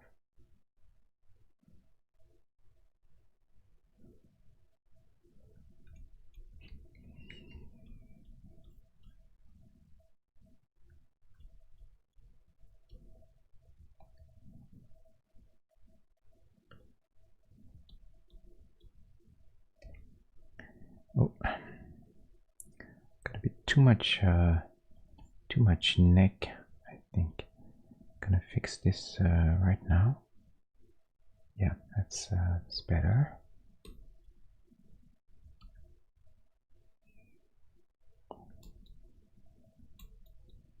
So I think this is getting better now. I start to feel the attitude, the sort of the emotion. I really always try to spend quite a bit of time doing this, because I feel like at this size, it's not like you have a huge amount of detail and interesting things that you can show. What you have for yourself is really the pose and the overall the character. You can't see faces, so you can convey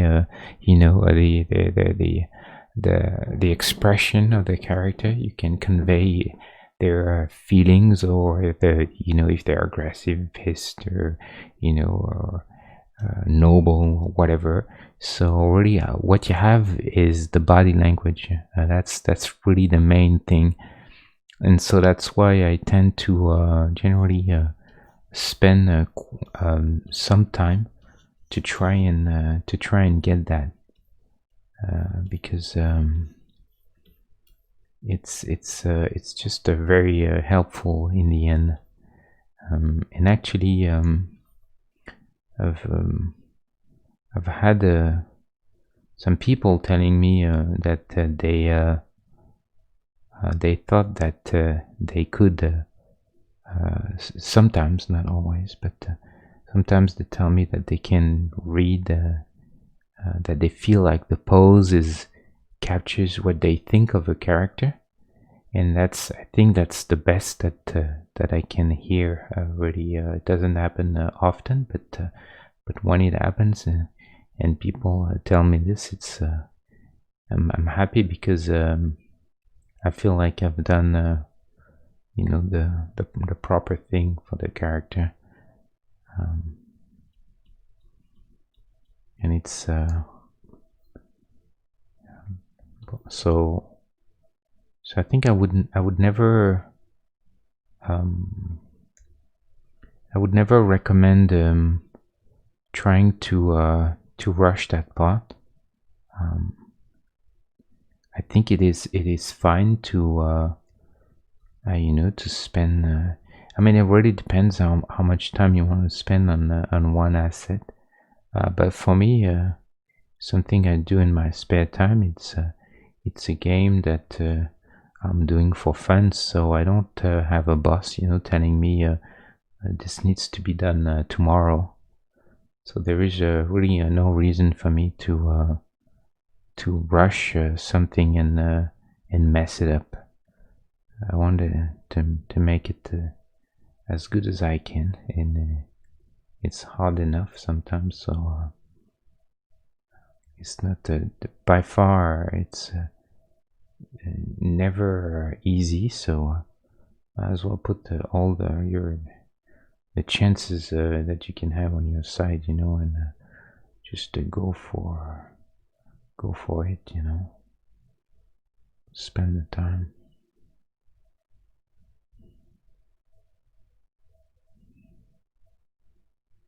And with reason, obviously. I mean, if you can never get anything done, then it's no good either. You have to progress. But I think you probably understand what I mean.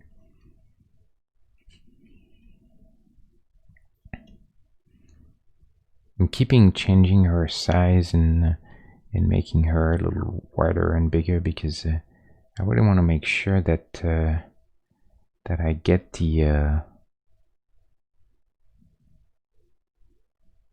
that I get her to look strong, like really powerful, like she is in the film. I don't want her to look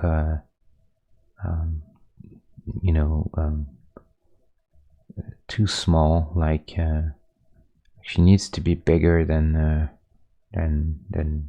someone like I don't know, like Ripley or Sarah Connor,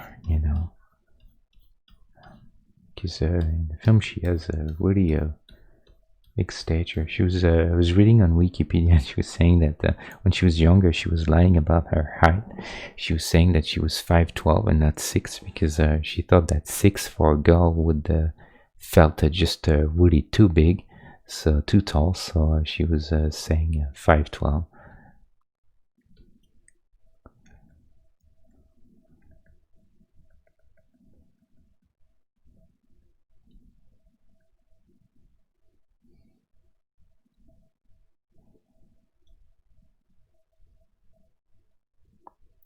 It's interesting how conventions make us,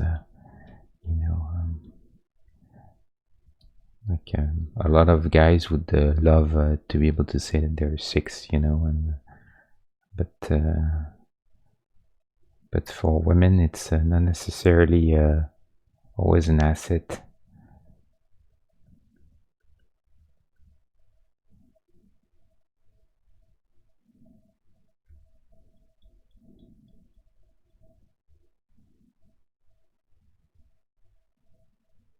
At least it's not perceived as one, which is again about society's conventions, about the norm.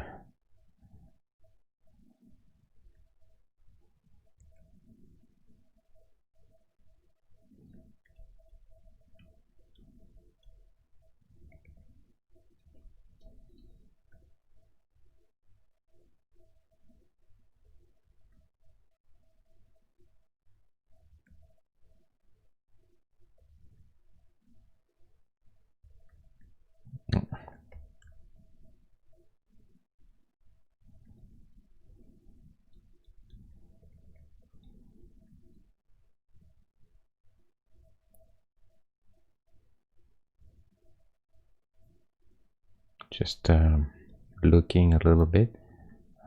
I like to take some little pauses sometimes, just to kind of look at things.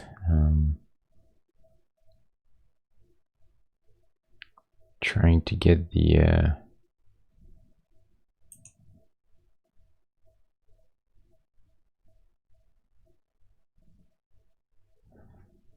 get a sense of a fresh perspective.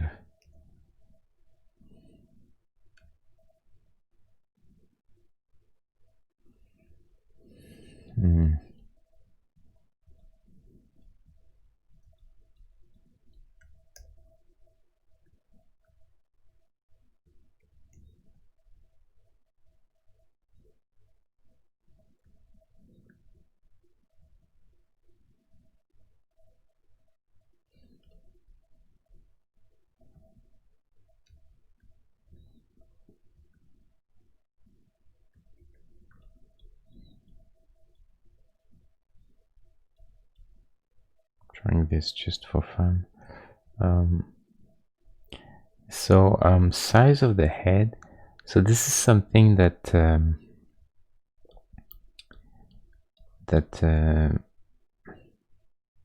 I tend to do is generally big guys, big characters, people that you want to convey that they're really really big and beefy. You want a smaller head, and people that you want to look a little bit more of a smaller frame, like teenagers, or or smaller people, or women, or whatever. Then you want a bigger head a little bit. That really affects your perception of someone's size and build. For instance, if you look at him, he's not really bigger than her, but his head is a little smaller, because I wanted to convey the fact that he's a big guy. So he's got a bit of a smaller head, as opposed to the same thing for him, compared to his body, as opposed to, for instance, him. He's got a really big head, because I wanted to convey the fact that he's Luke is a younger character. He's almost a teenager. He's a very young adult, and so and he's a small guy. He's a very short, small build, and so that's why the head is a little bigger. And on her, I made her head just a bit bigger. I think maybe a bit too much, but still, because then she will look a little less, massive. I try to write that line for her, where I want her to look like she's athletic and strong, but still kind of feminine, And so I don't want her head to be like pin-sized. Otherwise, she'll look like she's got a sort of a gigantic, weird body. So this is what I'm trying to capture. She's definitely strong, but she's athletic, but she's not, like a giant or anything. She's just a tall, strong girl, sort of.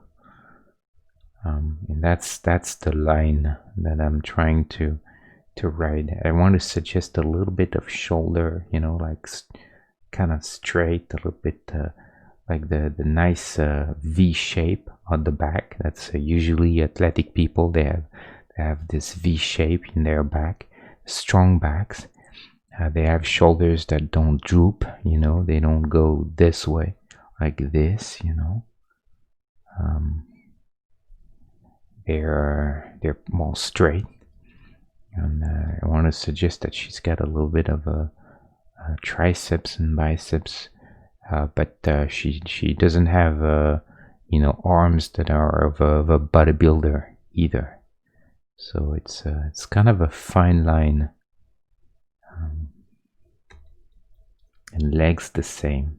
I want our legs to feel muscular and powerful, but not too big.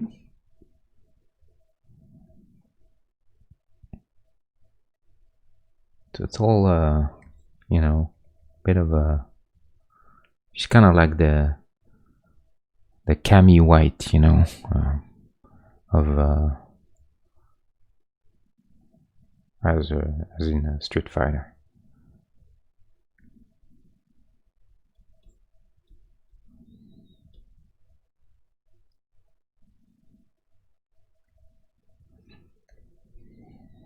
Speaking of games, 2 days now and Red Dead 2 is gonna come out, and I have to say this game both excites me a lot and worries me, because I'm worried that I'm not even gonna want to stream anymore.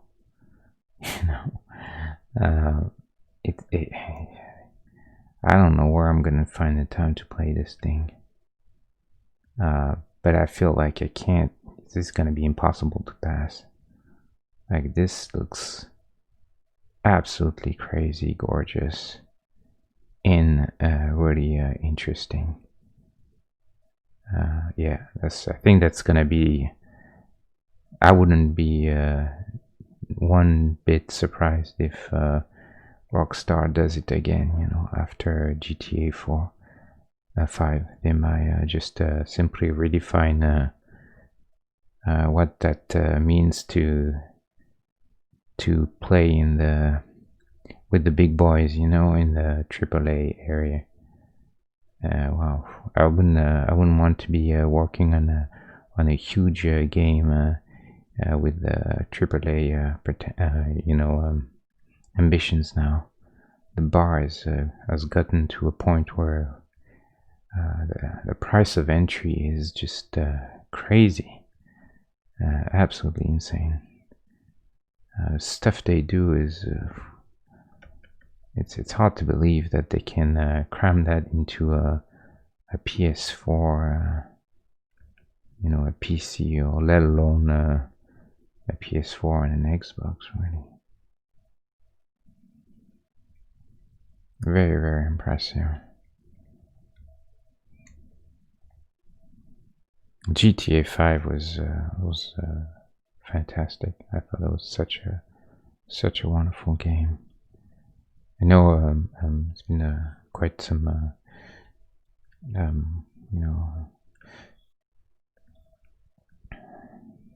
yeah, this is better. This is I feel like now we're in the same realm as Jessica. I mean, Jessica, she's also a very cartoon character. She's got the huge, boobs and the impossible thin waist, and that's on by design, So we don't necessarily want to do that, but at least in terms of build and overall size, and I feel like the scale now seems a bit more appropriate. She's really big compared to this guy, but this guy has always been a problem. I'm gonna have to go back to. And I don't mind that she's really big compared to her. I think that's probably fine. Gonna have to do a little pass on some characters. She's a bit small. That's okay. I think he's all right. He's a bit small, but I don't mind that. He's a doctor. He's a scientist. He doesn't do sports. He's okay. He's okay. Yeah, so there's a few problematic people that we're gonna have to Terminator is good. Yeah, I think some of the older characters, and that's generally a problem. I mean, that's something I think we all have been facing. Is you start with something, and then by the time you reach a certain point, you have to go back a bit to adjust a few things that have fallen out of line. Whether the style has shifted over time or some of the things. In that case, I think scale has changed a little bit. Those characters, latest, all this role is a bit bigger than this one. It's not super dramatic, but it definitely is enough to bother me. So I'll have to go back. Yeah. So anyway, Red Dead. That's gonna be the one. I think that a lot of people are going to talk about for a while. Definitely looks like it's going to be an impressive feat.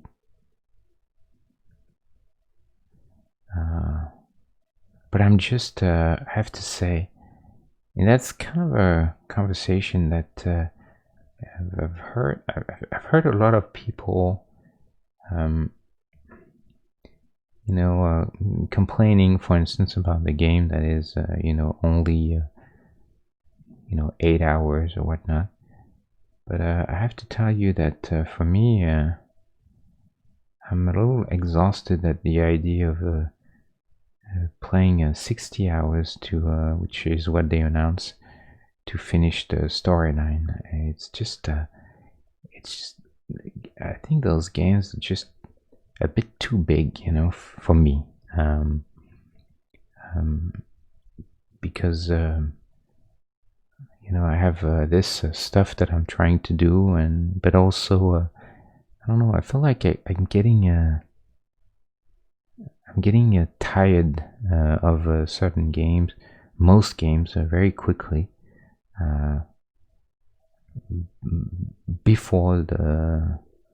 Usually before the 20-hour mark or around that.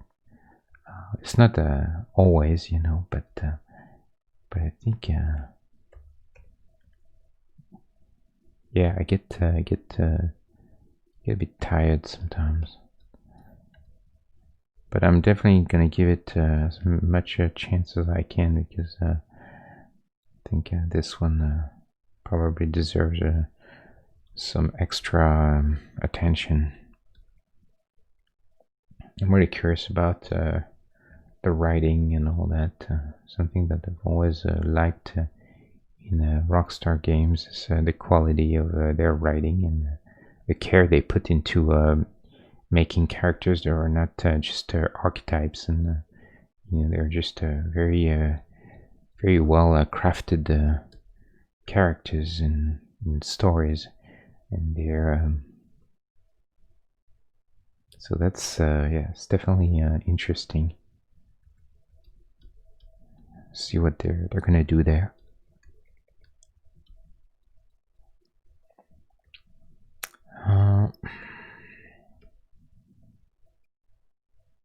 Yeah, I think she's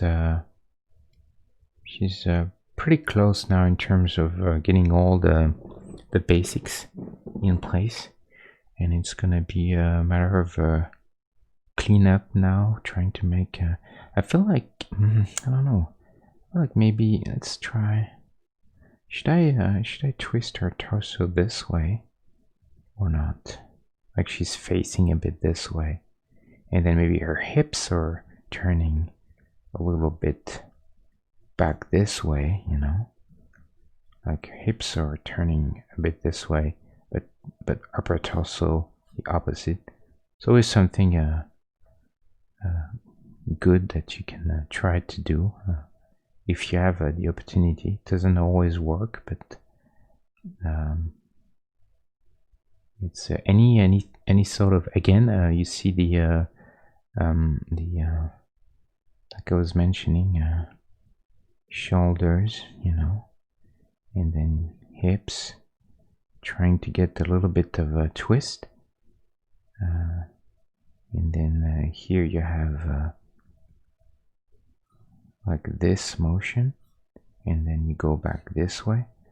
So this sort of stuff you can always try and to look at and see if you can get some of that in, because this is what helps you with getting a more dynamic pose. you know, with a lot of motion. It's the twist in the body, twist in the hips. You basically have three points of articulation that you want to check. One is hip, one is waist, and one is shoulders. So you're trying to find interesting ways of twisting things, either this way, you know, or this way, or that way, you know, along that axis, or along this axis, you know. So it's kind of what you're trying to do. If that makes sense. It just helps you with getting a bit, I think just a bit more dynamic, you know. Oh, I made a mistake there. I'm going to do the opposite. I'm going to try and suggest this is going back a little bit, you know, and then bending sort of from a side view. Her arm, her head is like this. She's looking this way, and her arm is doing this, you know. So this spot gets in shadow, and this spot gets the light.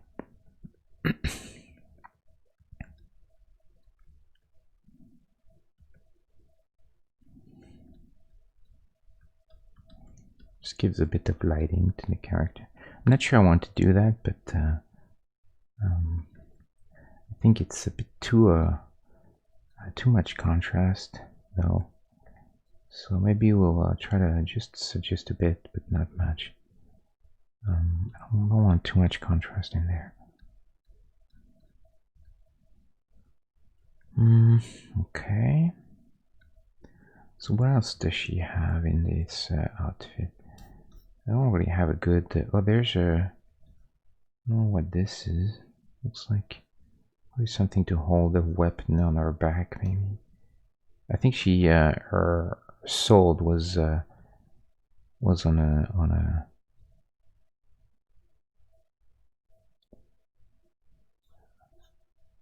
Yeah, I'm not sure. I think it was... She held it on her back.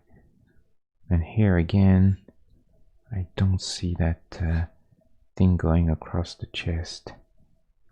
I'm not sure. Doesn't look like she has it. There's some kind of belt. Probably. It's a very simple outfit. She has the studded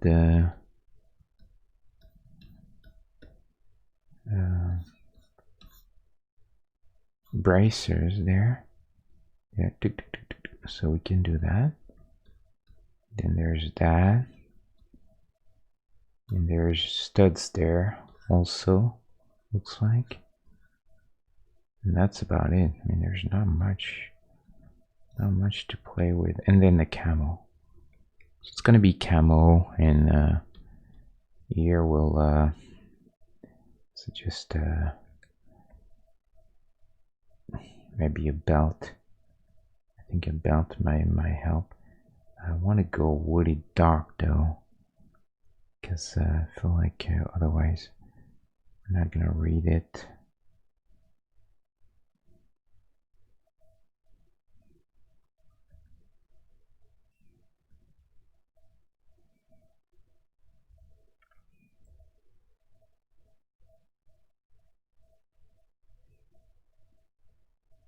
Maybe same thing here. We're gonna go quite dark so that it reads against this. However, actually, hold on. Oh yeah, this is good. So actually, here what we're gonna do. We're gonna have naked hands. It'll be much better. Yeah, I think this will be better. Like this, holding the sword, and then we'll have maybe if we can suggest the studs too, that might help to read this. think I could go a little lighter there too. See if that helps. Yeah, I could probably do that. Concerned that it's getting hard to read.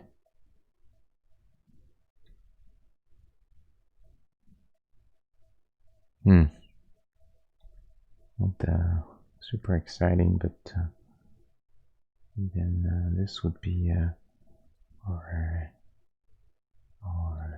belt there, something like that.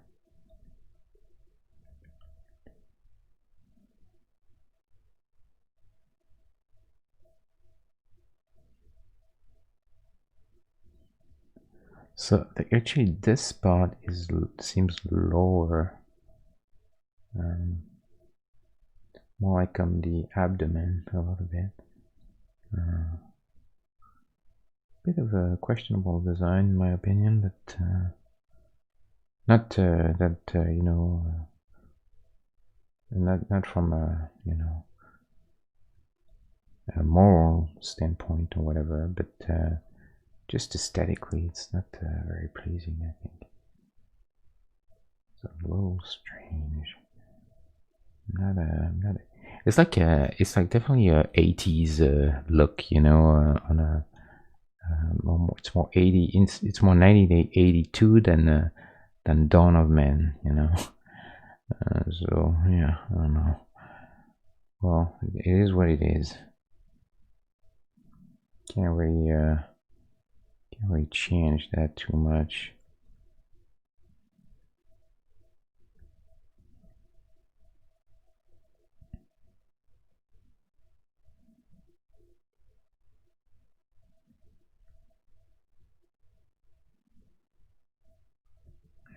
That was maybe a good idea.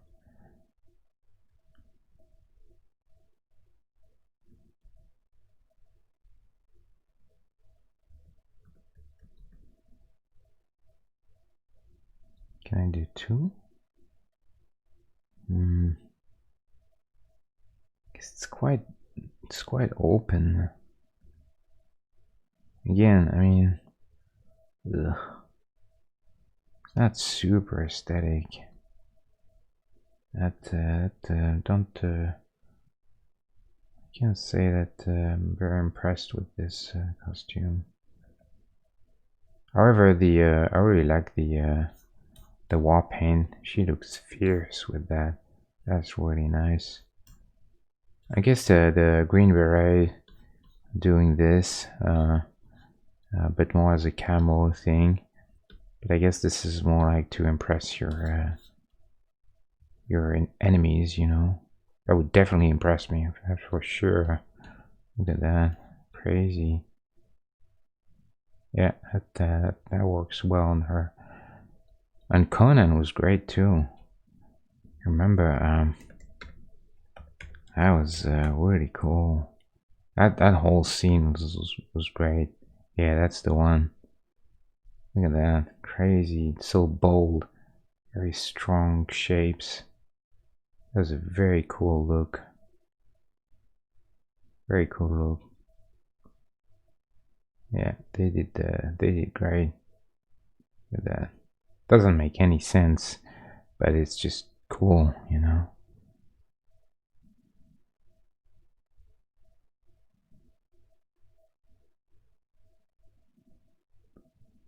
I was reading that they had to train with a martial artist and a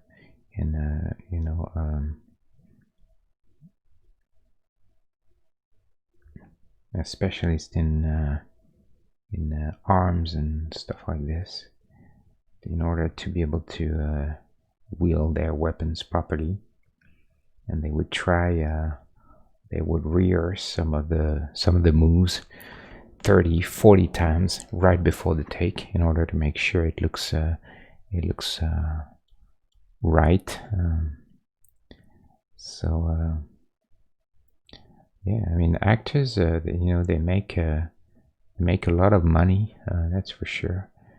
But it can be hard work to do this. Like that crazy Tom Cruise. I don't know if you've seen what he did for Mission Impossible 6, but there's a scene where he flies an helicopter and he tries to ram into another helicopter and all that sort of stuff. And so he flies the helicopter within a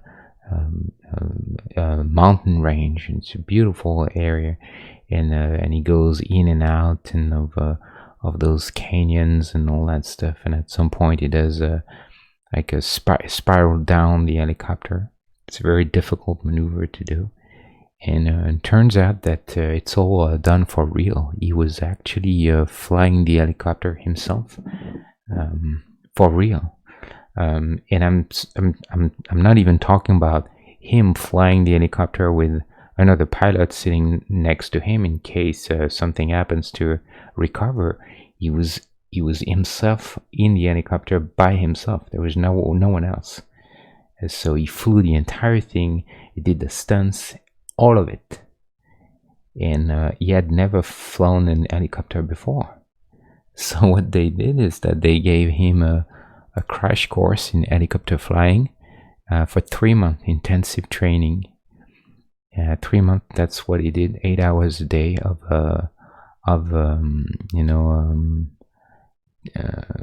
hands-on flying and theoretical training and all the stuff that you need to do if you want to fly an helicopter. And by the time they were done, then he was ready to fly the helicopter himself for the entire. It's a long scene. He flies the helicopter quite a bit. So yeah, that is a huge commitment when you think of it. Like, who does that? Crazy. Not only the physical danger, the risk of really just flat out crashing was significant, but also the amount of work it takes to get there, and because I can't imagine that it can be too easy to learn that, to do that, So just giving credit where credit is due. It's pretty impressive accomplishment, I think, to be able to do that just for a scene. It's not even and I guess now I can say that for another movie you'll be able to fly an helicopter, which makes me wonder, is he gonna fly the F-18 for real in Top Gun 2? Maybe, that would be nuts. But I mean, I guess if you can learn to fly an helicopter, you can probably learn to fly a jet fighter for a short duration, for a few things, like a couple of scenes, maybe. I'm actually really curious about that now.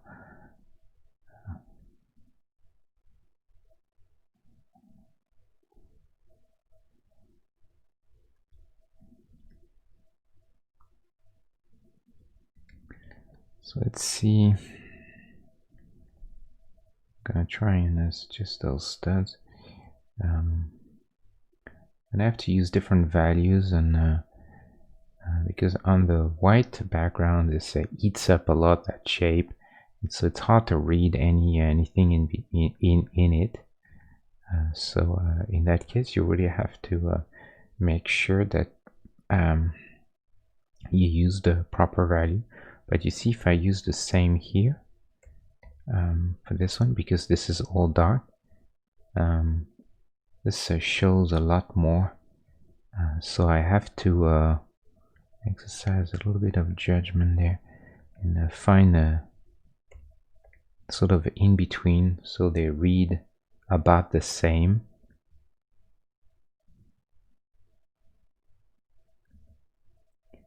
In a case like this, obviously I can't have the sort of a a random pattern and number. So I just have to say there's gonna be maybe 2, and what we convey there is just the idea that it's studded, and that's it. There's really nothing else. We can't really make more than that without going a bit too too much.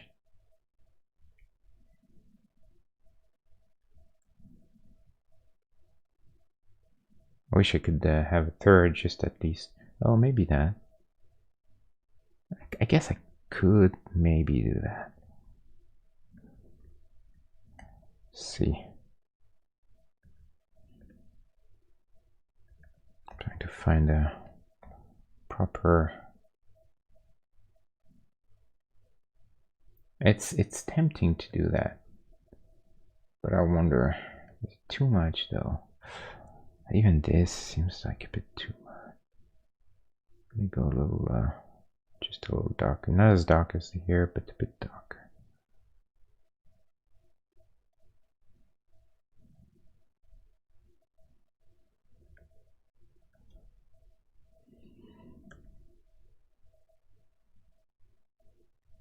Something like that. I really want to feel the. See, I want to feel the hip there. Holing Homan. Thank you for the follow. How should I call you? Holing or Homan? Or both? You tell me. Thank you for the follow. Appreciate. And by the way, that makes me think. So yesterday, for the first time, no, 2 streams ago, I think, I got my requirements for the affiliate. So doesn't mean that I'm gonna get the affiliate. It means that that I've met the requirements that they want. So so that's thanks to all the people that are here and that have been here, who have been here before, and all the follows, because all of that is taken into account. So thank you very much, everyone, and I'm pretty stoked about that. It means that maybe I'll be able to finally become an affiliate in some time. That would be cool.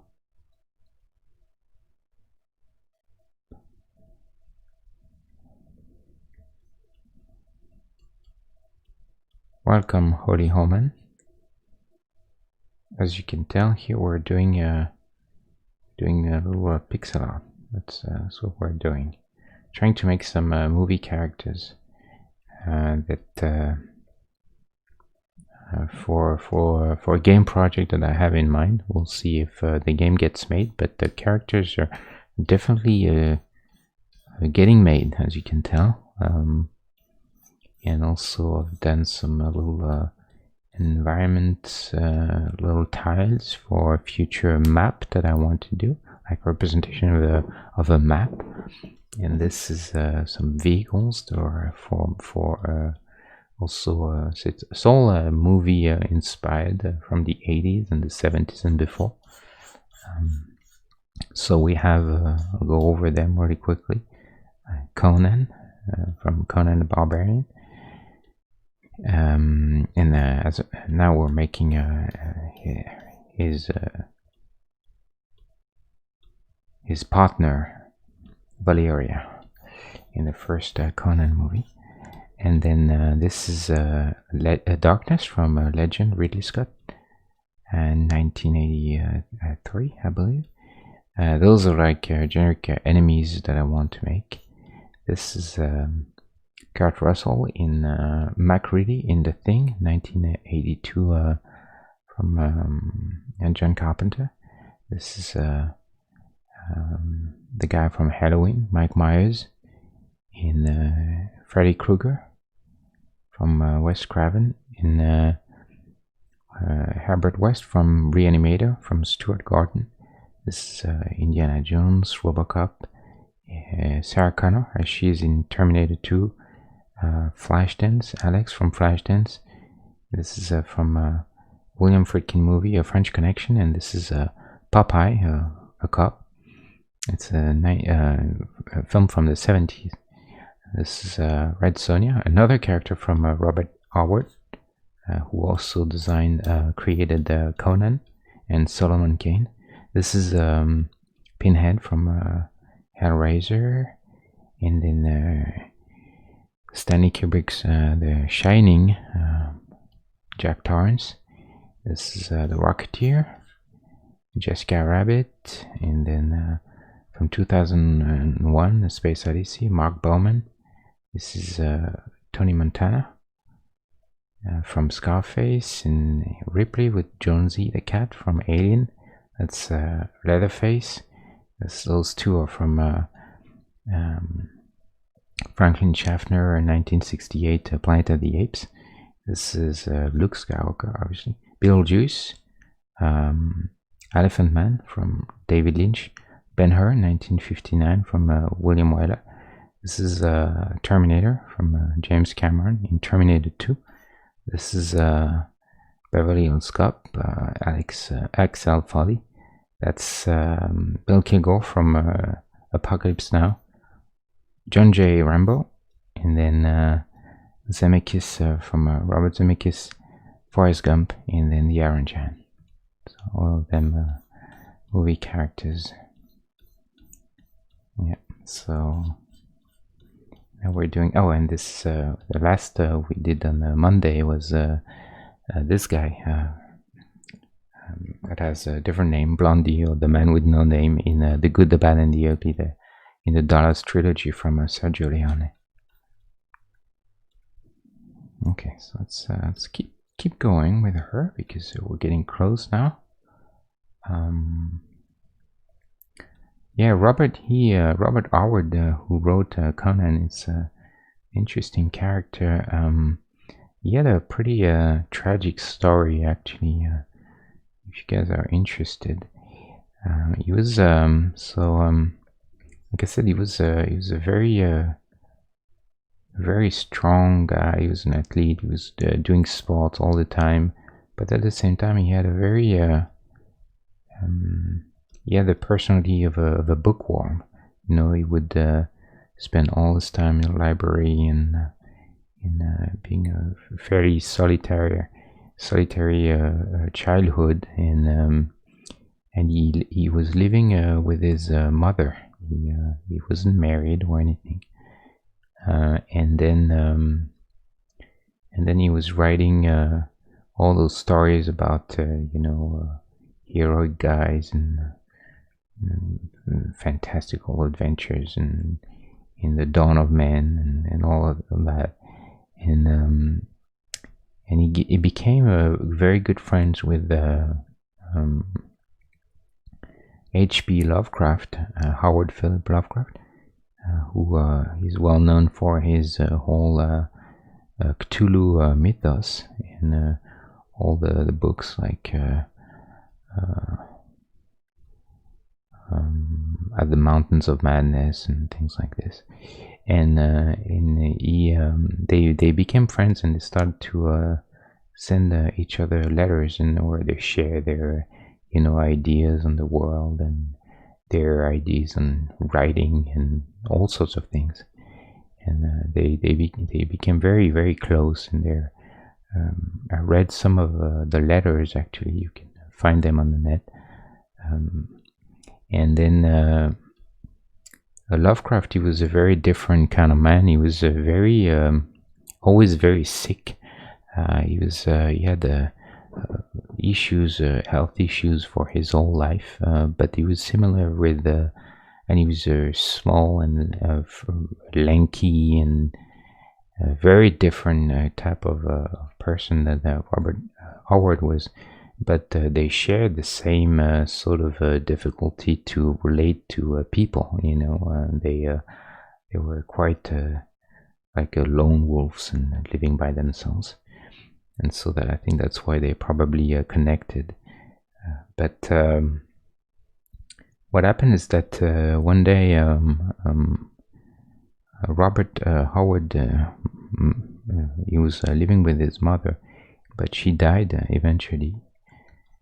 And pretty much right away, Robert Howard went into his car and put a shotgun in his mouth, and he blew his head off. He killed himself.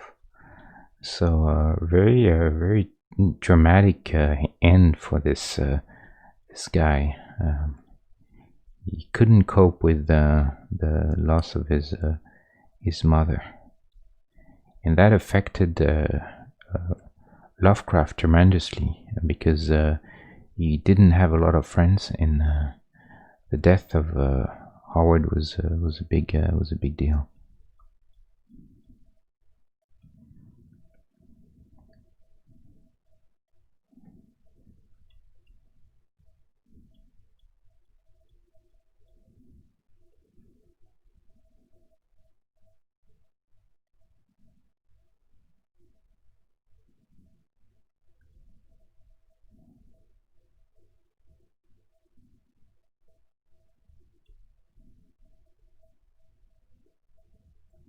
So this mark there is across the eye, looks like.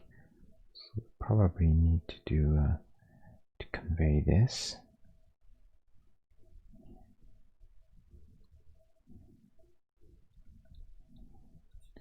So let's see. Yeah, it's something like this, right across the eye. Let's see what else she has. So a couple on the arms. So we're gonna try and make this, because I felt like I should have done this earlier actually, but that's fine. Because it's again, it's it can affect the posing, and because you don't want things to become hard to read, so sometimes you'll make choices.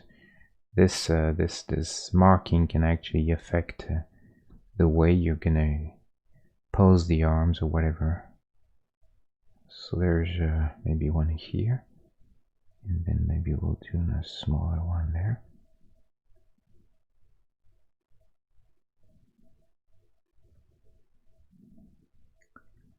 It's getting a little blocky and weird, so just have to find them the best there. I think I'm gonna have to go a little less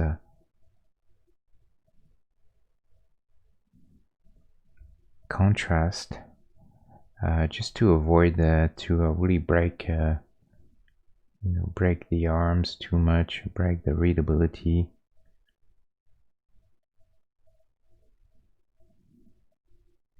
Kind of tricky. I like those triangle shapes, but very hard to get in pixel, and this without messing up the read of the arm, because right now, from this distance it looks like your arm is too thin now because of that. It's kind of an issue there. So this feels a little more consistent with the shape of the arm. So I'm gonna have to again.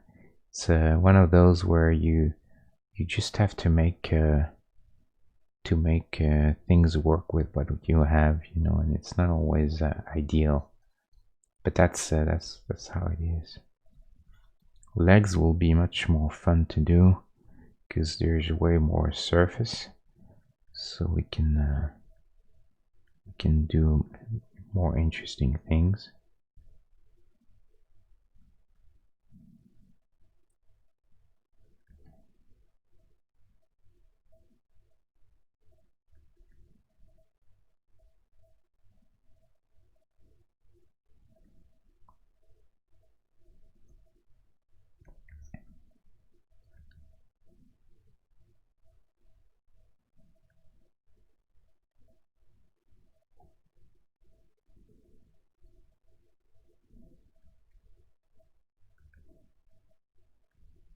Kind of goes against the direction of the legs, so I'm gonna maybe go like this.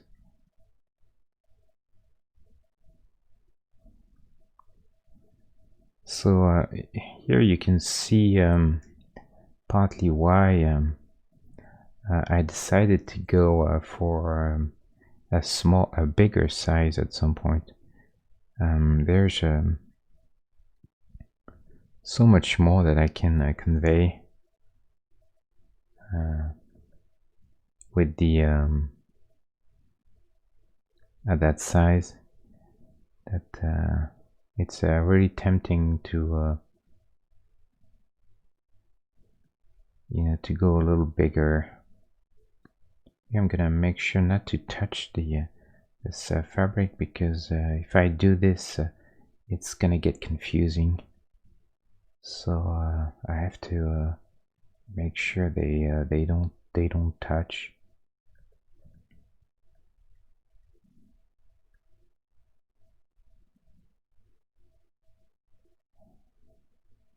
Yeah, we can have a little bit of something there, and then we'll put another one somewhere.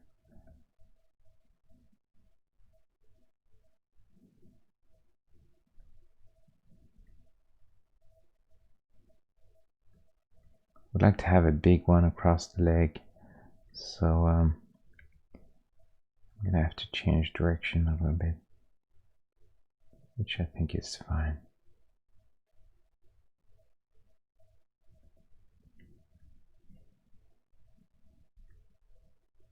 So Sheik, who was there some time ago, a little earlier, he left, but yeah, he made me laugh. Actually, he made fun of me because he was saying that I was always speaking very softly, and then he said that it reminded him of Bob Ross, and I was like, God. But actually, it's probably a good thing. I didn't take it the wrong way. Bob Ross, he was a good artist, so it's flattering. But I don't know if he how he meant this, but it was kind of funny that he said that. He said you should have a camera and put an afro wig and go and do the whole Bob Ross routine, which obviously I won't do. But it was quite funny. Okay, Valeria, getting there. I wish there was a bit more contrast on those markings, because they're really hard. I mean, basically what they did there, they painted they sort of put white makeup on their entire body, and then added the black marks for added contrast, black on white. But yeah, if I do that, I'm afraid it's gonna be trouble. It would be cool, but I mean, the thing I could do though, let's try, is desat a lot the skin, to convey the fact that she's been sort of covered in white makeup. But I'm a bit afraid that it's gonna increase contrast. Let's see. It's kind of. I mean, problem is that it's not only saturation. I would have to go really light like this, and then that would be more like what it is in the film. But it looks a bit weird,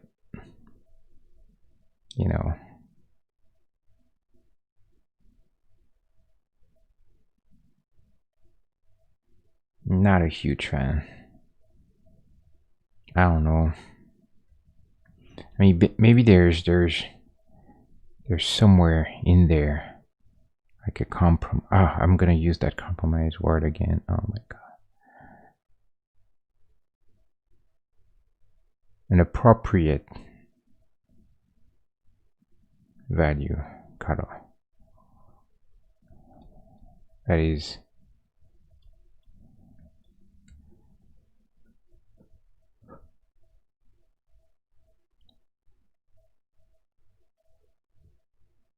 It's weird though, because here she doesn't look like she has it so much. But then when you see the film, I have a animated GIF somewhere that I kept. Let's see.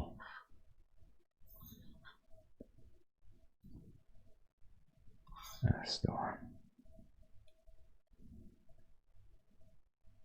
So you can feel, you can definitely feel the makeup, you know.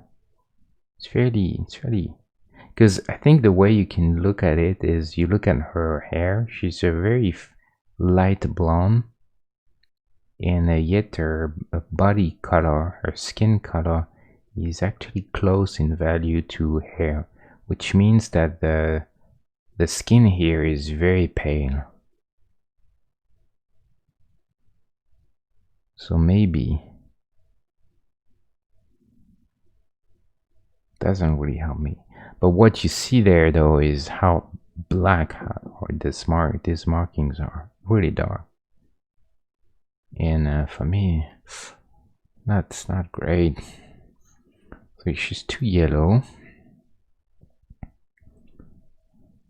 So we're gonna go different.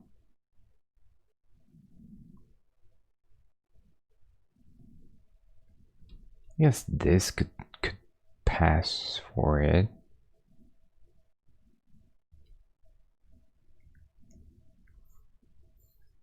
Oop. See, compared to her,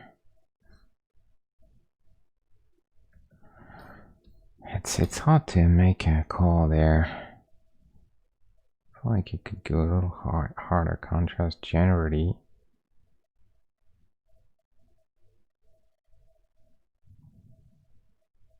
It's getting right there at the edge where it's going to be very hard to read.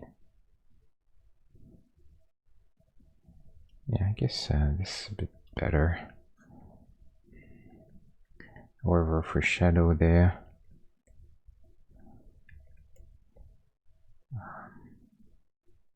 wow, really crazy. See, it's funny because how relative things are.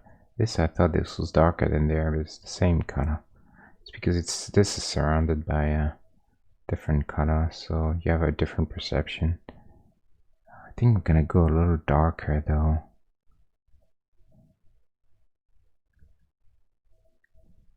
I think we could go. I think for shadow we can go just a little darker, and then just put a little color in it. You know.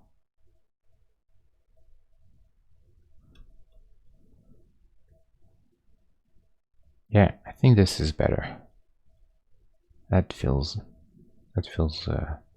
right to me, more or less.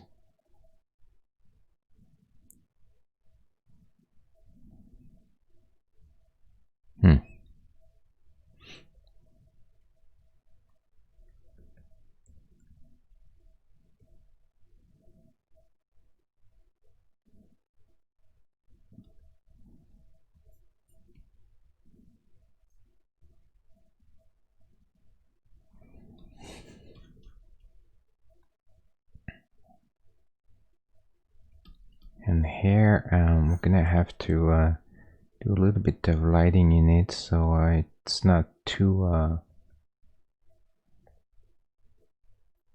oh, this is not a happy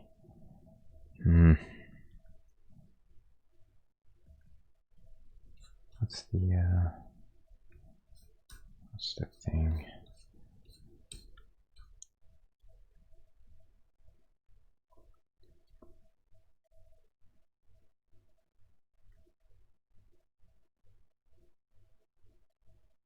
That's kind of cool.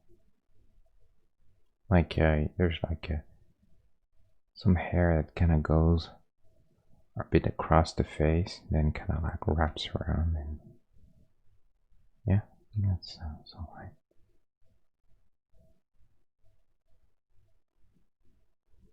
Do you guys see her head turn this way? Because for me, like now, I see her head turn that way. Does it read like that to anyone? Now that I've changed the hair? Or is it just, I'm just crazy? I just read it this way.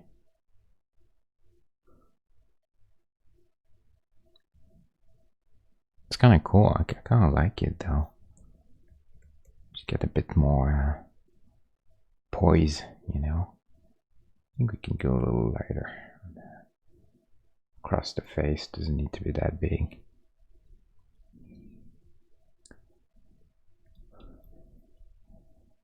Yeah, not much to do left. I'm gonna try and see if I can resolve that area a little bit.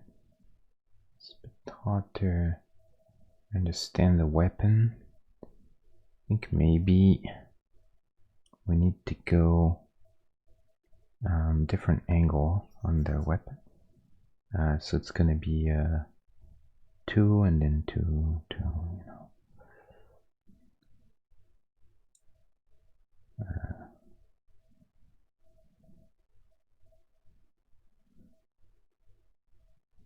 She has a sort of a curved blade, but I think it's fine if we give her a regular sword. Maybe the tip can be a little different, just to suggest that. Hold on, I'm lost. Oh, those angles are always the worst. Okay, so it's that.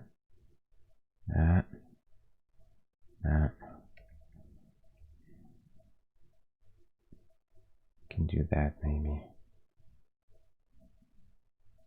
Maybe we can go a little wider at the base.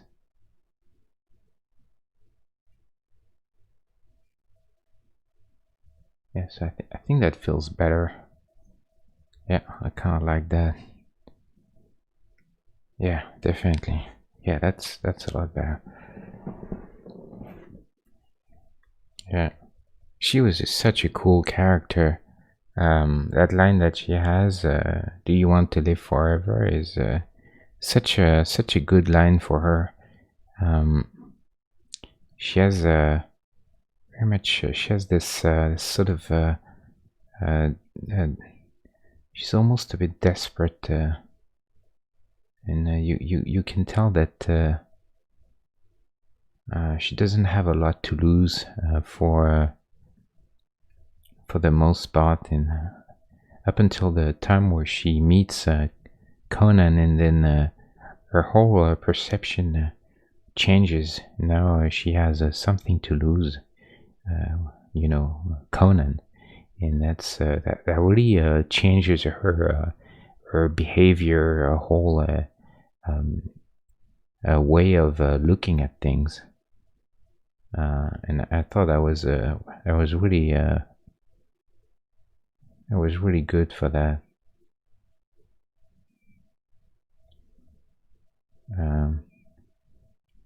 And she's very fierce and loyal, and she's a very good character. She felt very noble in spite of the fact that she's a thief. You know, she's got and I think that's actually something that is goes for all characters in that film. Subotai also has this. He's almost. I don't know. He feels very composed all the time. He doesn't talk a lot, and he has a lot of.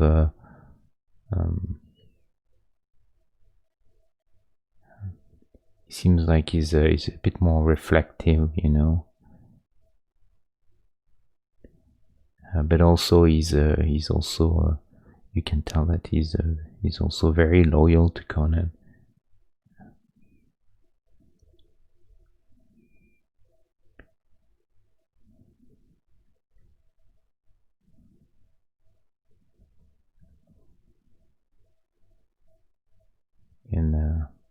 He's got a good sense of humor. He's got a good personality. But she's great, Valeria. When she fights the ghosts that want to take Conan to to send him to um, to death, and she fights them off, and it's a really cool scene.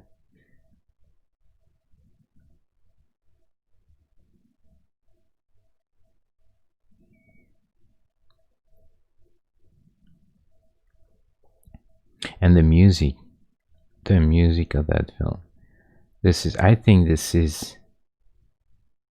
I'm gonna go ahead and say that I think this is the best soundtrack to me. This is my favorite soundtrack. It is the one that I've listened to countless times. It's just incredible music. I really love what Basil Poledouris did generally in many of the movies. He did some really good soundtracks for Paul Verhoeven as well, who actually contracted him because he loved what he did for Conan. After that, ended up making a lot of really good soundtracks for Paul Verhoeven in, for instance, Flesh and Blood, and then RoboCop, and what else? He did another one. I can't remember the third one. He did RoboCop, Flesh and Blood, and another one. But yeah, really good soundtracks. Very impressive composer. I think he's my second favorite film composer after John Williams. John Williams is is the guy, I think, who has the most impressive just sort of breadth of a career. He's got so many of them, so many iconic soundtracks. It's just insane. The amount of stuff when you think of us, Star Wars and Indiana Jones and Superman, Born on the 4th of July, E.T., Jaws, Close Encounters. I mean, this is crazy. He's the man who got the most Oscars ever in front of anyone else. I think he was nominated something like 50 times for the Academy Awards. Won something like 9 times, or let me check. But a number of times. Let's have a look.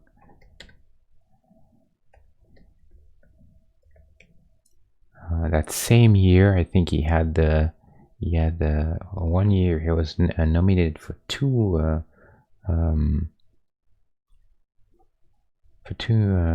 soundtracks. I think it was Jaws and Close Encounters the same year. IMDb. Let's see. He's 86 years old now. I was lucky enough to see him conduct the Los Angeles Philharmonic Orchestra at the Hollywood Bowl not too long ago, a couple of months ago, I think, and it was wonderful. It was the second or third time I went to see him. So let's see really quickly. Awards. Look at this. I mean, this is insane. Just a number of, and it's not like he did 5 Oscars, but I know it's the most that anyone have it. And he's got, let's see how many nominations. Look at just the nominations for the Academy Awards. Look at this. I mean, think about it. Just having a nomination for an Academy Award is a big deal, you know. And look how many does he have. That guy is insane. Yeah, crazy. Let me quickly check on Paul Verhoeven, because I know Basil Polaris did two of the soundtracks for him. Flesh and Blood. Was it Basic Instinct? No.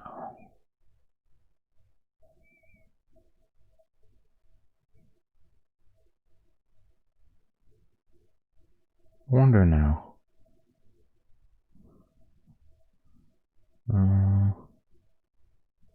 Where's the full cast and crew?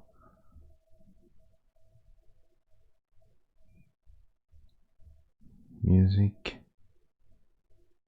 Oh no, Jerry Goldsmith. I don't know. Anyway, yeah, Flesh and Blood. Flesh and Blood is a really very great Paul Verhoeven movie too. Not one of his most well known, but I think very interesting.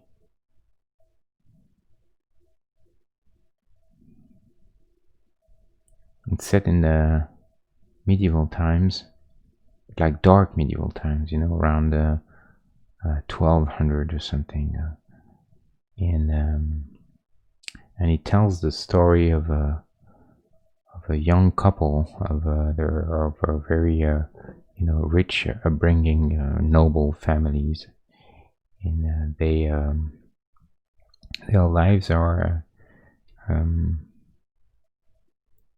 thrown into chaos when she gets kidnapped by sort of a band of mercenaries back then during the European wars in the medieval times. They hired a lot of mercenaries. You know, they would give them. They would tell them to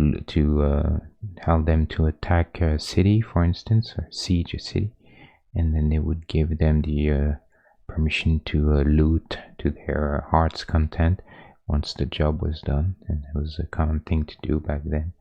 And so, but in that case, the Lord just sort of betrays them and refuses to let them get their share, and so they get very pissed about that, and they decide so they become a little unhinged, you know, and they happen to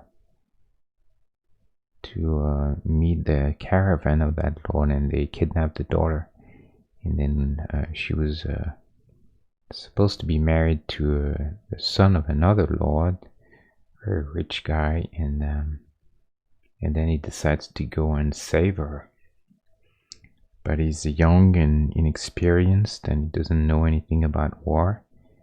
He's gonna realize how brutal those guys are and how different of a world it is. But he's also an inventor. He's very inspired by Leonardo da Vinci, and so he's a smart guy, and he uses wits to try and save her.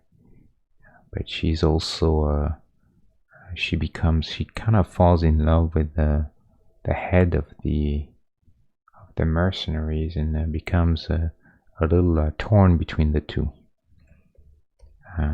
It's a very raw movie, like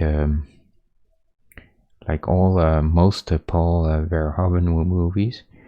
There's a lot of blood and guts and sex and all that stuff, but that's it's like I said, it's medieval times in Europe, so it's nothing to joke about, and I think he's showing this in a very crude and unapologetic way, which is refreshing, because I think you have to tackle your subject matter with honesty, you know, and that's certainly what what Paul Verhoeven always does. He's not afraid.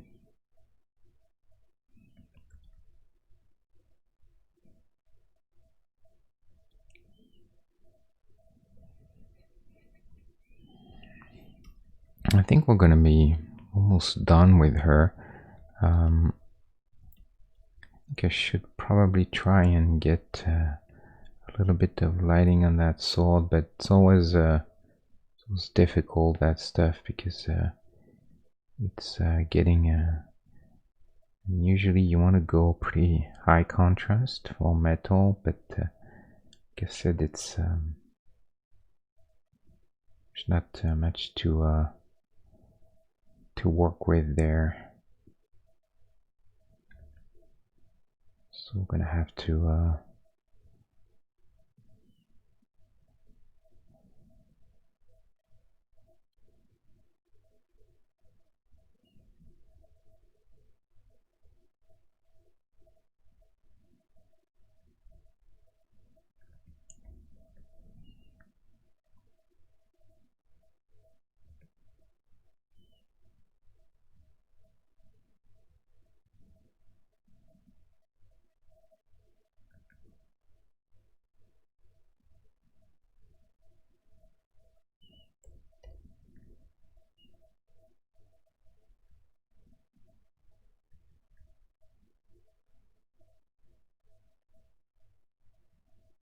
feel like hands don't seem very much aligned properly with the sword. I need to arrange this a little bit.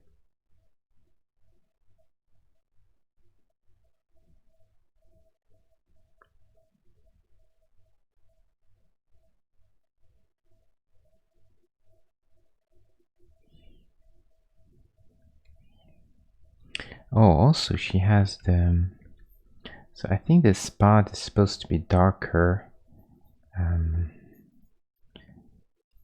I don't want to go too dark, but I think we can do that.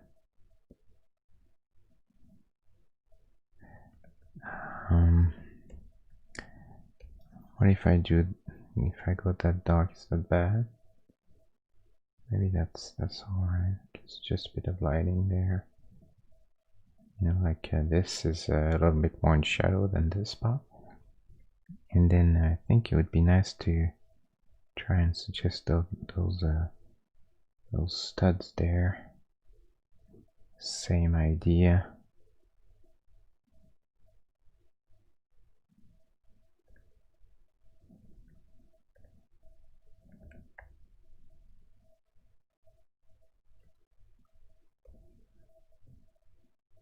Maybe something like that would work.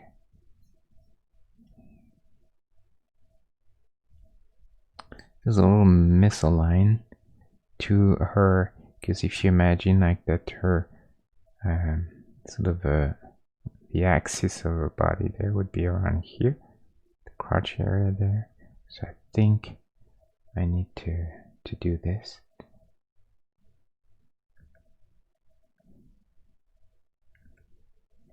Here I need to just a bit of anti-aliasing.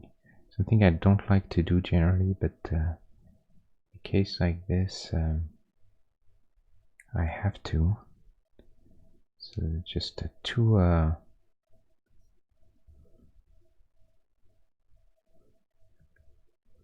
no, this messing this up. I don't like this actually.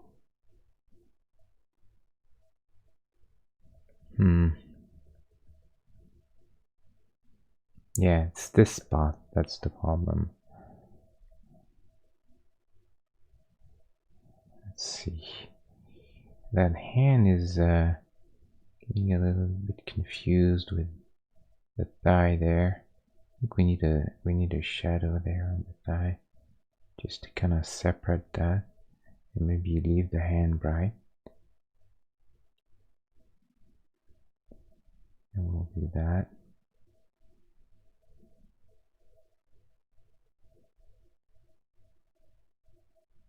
Yep. And then this, I think we can have just a bit more.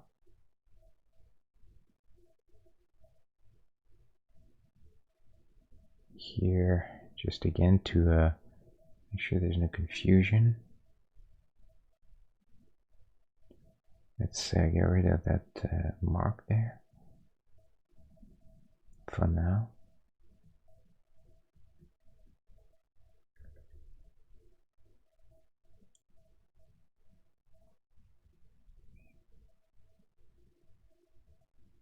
Trying to think what would be the best for that.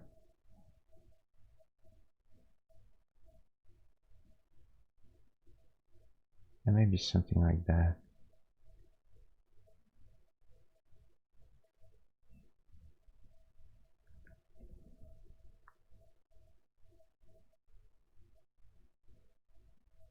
I think that's probably alright.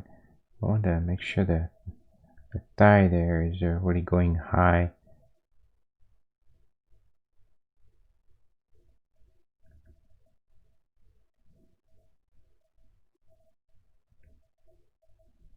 But yeah, I think that's not too bad.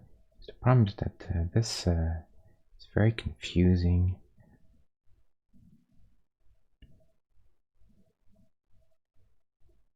I think I may have to, so this is this part I don't really like doing, but I think I may just have to do a change those bracers a little bit, make them a little lighter, and just because otherwise they're a little problematic. Let's see.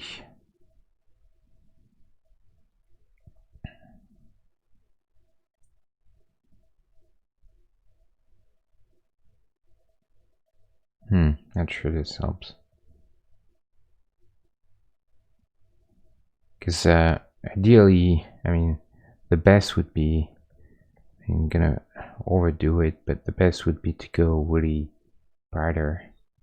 Then there would be no confusion with this spot, but this is too far from I think the original design. I don't like that. We're gonna keep this dark, at least one color for now. Just trying to make the best there of a bad situation.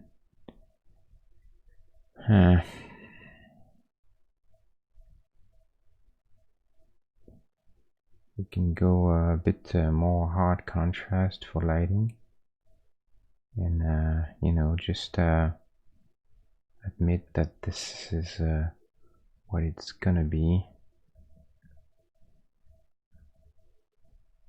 Fortunately, I have a bad angle too.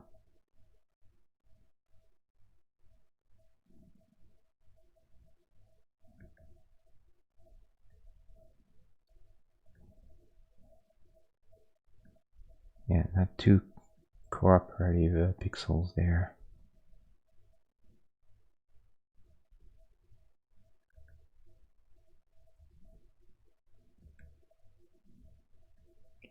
Ah, crap. Crap. Hold on. Let's not give up quite yet. It's really one of those situations where it's all a bit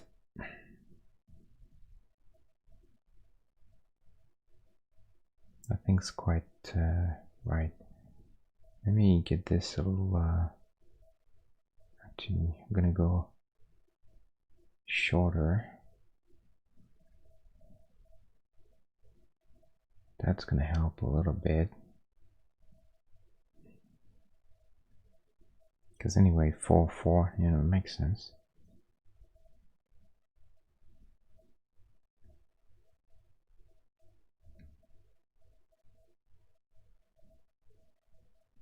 No, I can't do that.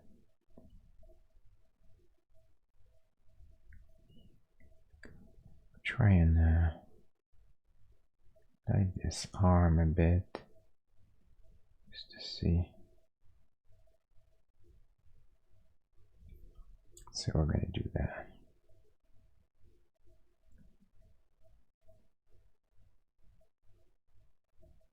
Here I want to make sure I can read the hand. Maybe this hand will be darker. That's probably fine. At this point it's really just about the read. I can't really make things to look exactly right, but as long as, you know, from this distance I read arm, bracer, bracer, and then hands, sword, and then this, then that's it, you know. It's not perfect, it's not, some of it is not, it's a bit abstract, but that's kind of what it is. Hard to do better there.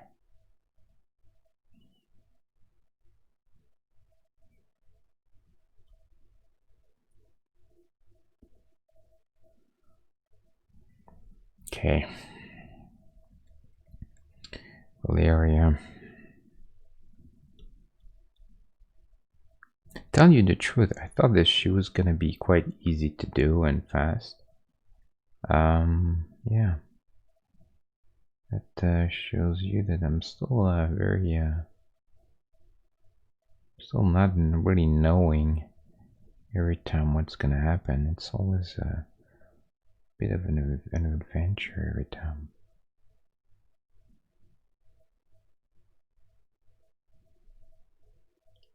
Maybe I don't need to go that icon. I don't know. Maybe like this. I'm actually no. I don't like it. I think it's better to go a little less.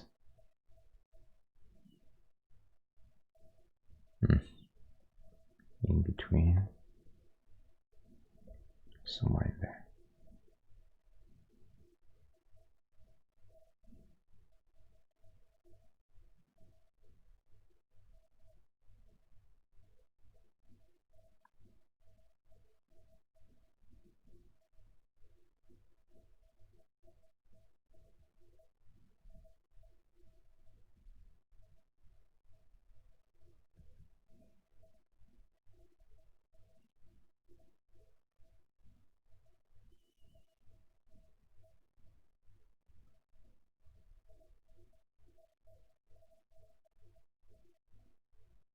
Okay. There's a. Okay. I think I'm close to done, but there is a. Actually, hold on. No.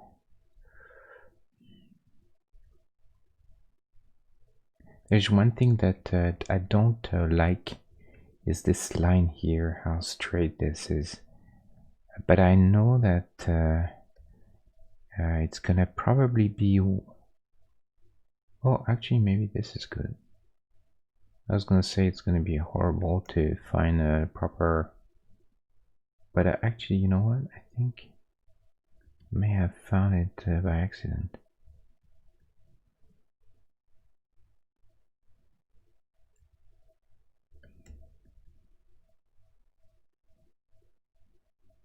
Complete accident.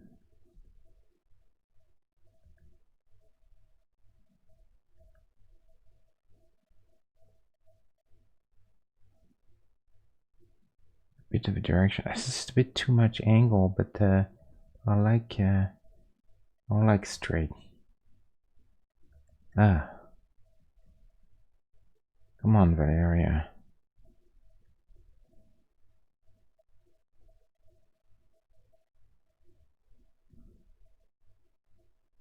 Nope.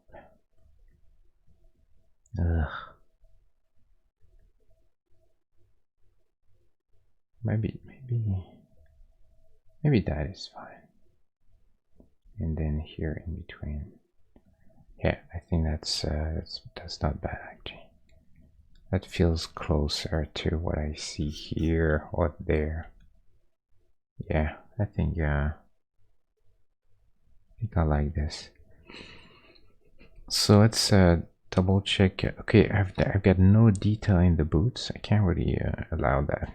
This isn't acceptable. So we're gonna do a bit of lighting in the boots. So generally, what I'll do is I'll suggest her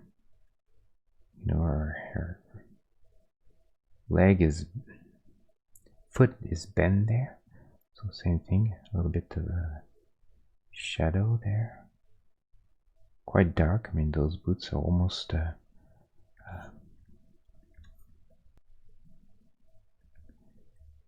almost black, but we can do a little bit of lighting on them.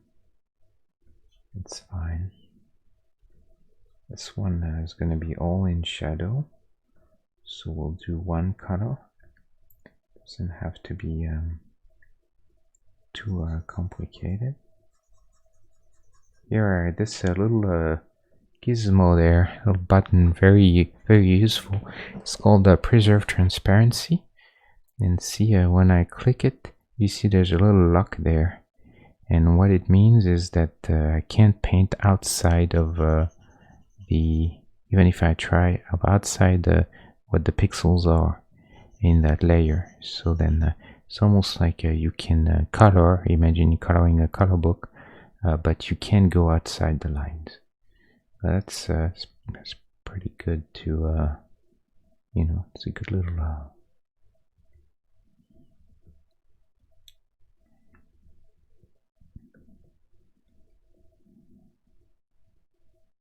very convenient little thing.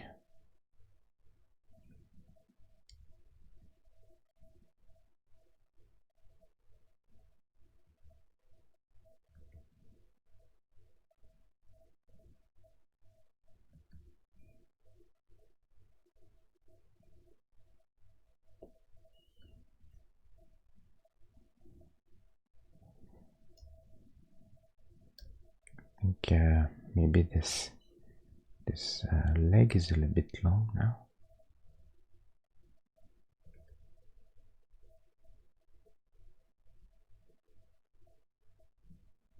Maybe that's okay.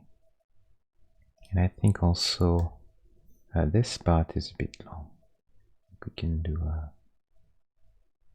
somewhere in, maybe somewhere in there. Let me see. Yeah, I think it's fine.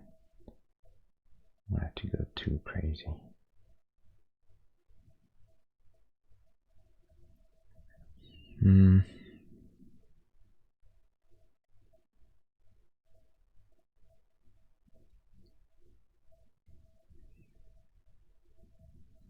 Okay.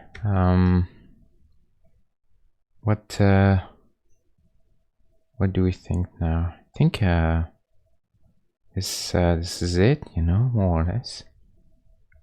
With my usual reservation as to what I'm gonna have to eventually adjust a little bit, but for the most part I think she's there. Let's give her a shadow. We're gonna name her Valeria. Give her a proper shadow as usual, the normal thing to do. I think we can go a little bigger for her. And yeah, I think she's pretty much done. A bit thinner, so made her especially thick. That was by design. I kind of wanted her to be like this. But I think Valeria is a bit more normally proportioned. Still bigger than Sarah Connor. She's a respectable size, I think. She definitely lacks a little bit of oomph, so we're gonna crank the contrast in her. Not in the hair though, Otherwise, we're gonna mess up the hair. So I'm gonna select the hair, invert the selection. So now I have everything selected except the hair. And I'm gonna go a little wider in the skin, even. It's a bit tricky for the face to read. See, but she's definitely a bit gray there. So we need to do that. I think that feels better.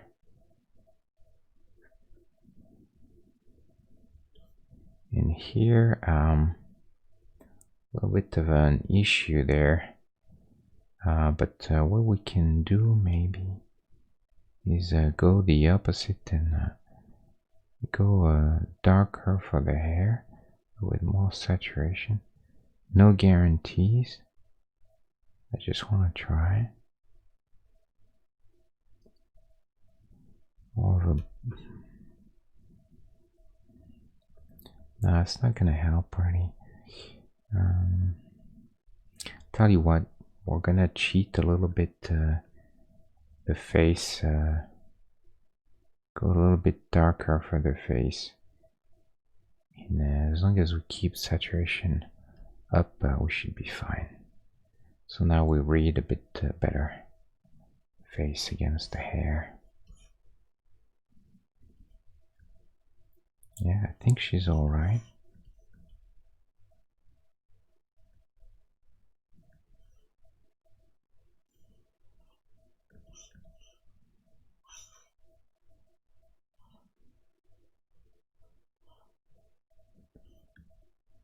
Yeah, I think she seems about right to me.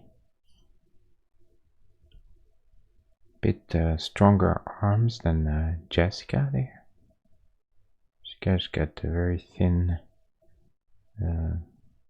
more elegant. She's a bit more muscular and strong, but not to the point where she's really big. So, in her size seems to be about right. Because she's a bit, she's leaning there and legs bent, so she'd be taller than her. I think we can crank the saturation a bit. Just a bit. Really hate when saturation feels off compared to other characters.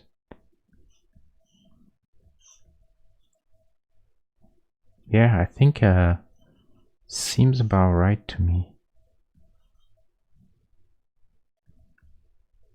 Next to Rambo, John Jay.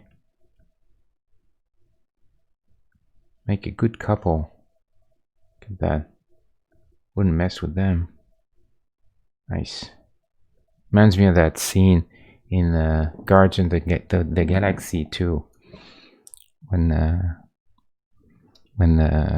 Star-Lord and Gamora, they fight at the beginning, and she's got the guns, and he's like, "Oh, you're going for guns," and she's like, "Well, what's the problem?" He's like, and he's like, "Well, I thought you were a sword, and I was doing the guns. The guns was my thing, but I wasn't told." And he's kind of like offended that she has guns, and because it's his thing, and so that reminds me of that. That was a funny scene. I really like Guardians of the Galaxy. I think they're an awesome cast, very fun group of characters. At least the ones that I prefer. I think they have a great chemistry on screen. All of them. They all have their own personality. Drax is awesome. I think Batista really brought that character to life. They're all really fun. And Star-Lord is great. I think they're all really good. Anyway, I think we're pretty much done. So this was the goal. Make her... oh, you know what we should do? Hold on. Just stay for a few more seconds. We need the laces. and those dangling straps. That would be fun. I think that's a good addition there. Let's put this on another layer real quick. So we'll take whatever arbitrary color, and I'll play with the opacity. But yeah, that stuff screams barbarian, right? They always have those kind of laced shoes. Look at that. Such a difference. I'm gonna go a little less contrast. Maybe like this.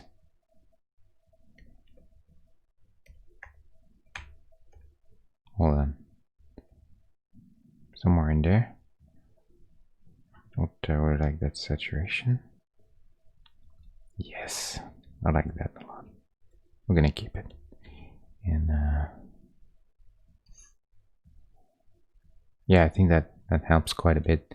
And we can even do a bit of a flying thing. You know, oops, but too much. It's gonna be maybe a bit difficult to find the proper space for it, but something like this, and maybe just a bit, just a tiny bit on the other leg. I don't want to go too obvious for that stuff, you know. Gotta find a place where it's suggested. Something like this, maybe.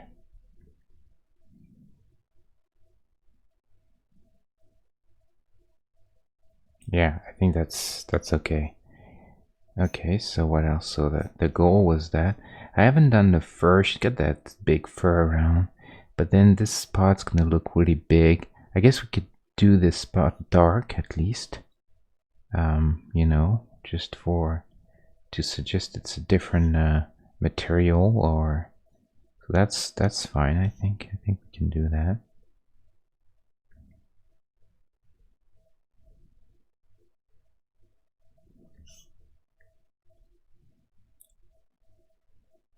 But see if I try to get the big thing around. Not sure if this. I mean, maybe. Why not? I guess it's okay. But here I just need a bit of a anti-aliasing though. In that case, because otherwise it's a bit hard. And then maybe a bit there. In here. Or not.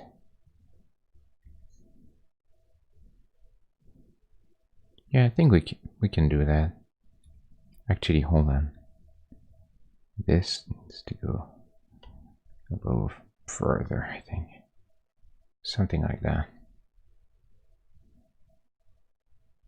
Is that alright? Or is it weird? If this doesn't feel quite right to me. Maybe like that. Kind of wraps around.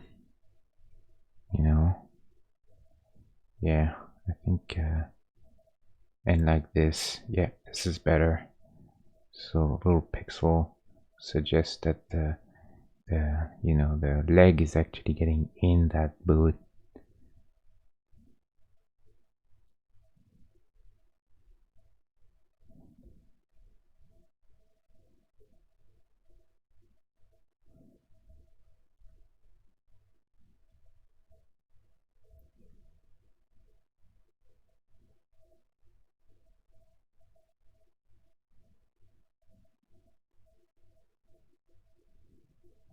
I think maybe too could just just one pixel there. Yeah, seems that's a bit better. Yeah, I think that's a bit better. So we get this. We did the little straps, the little laces, markings on the body, braces, hair, face thing. What else does she have? Well, there's some kind of, I don't know. some kind of belt there, but look at that. Crazy. We did that. That's it. I think that's it, right? I don't think I'm missing anything. Let's try to suggest that maybe there's a bit of a something like a little strap or something attached to that belt. Ah, no, I don't have room for that. Maybe the other way there. But it's kind of weird. You don't know where that comes from, so it's just confusing. I don't think I want to do that. I can leave this though for the bracer.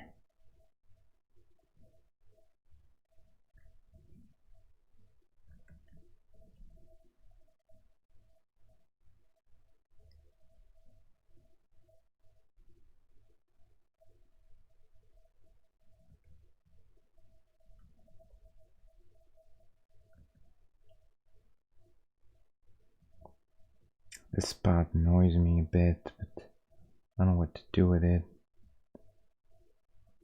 It's gonna have to leave with this. Ah, no.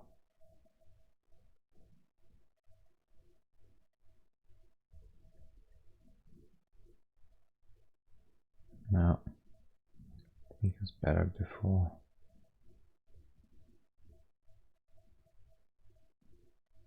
Kinda wish I could resolve this a bit better, but honestly don't know what to do with it. It's the angle at which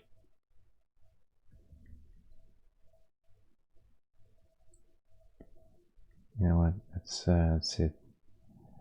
I can't, it's too late. I can't find it right now. I'll try and fix this if I can offline. It's no big deal. Yeah, it's late now. I've been streaming for almost 4 hours, 3 hours and 43 minutes, if you can believe this.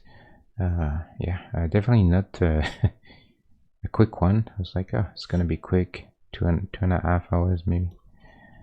Turns out I changed that pose entirely. Interestingly, pretty much. I mean, that's how she was originally, or she is there.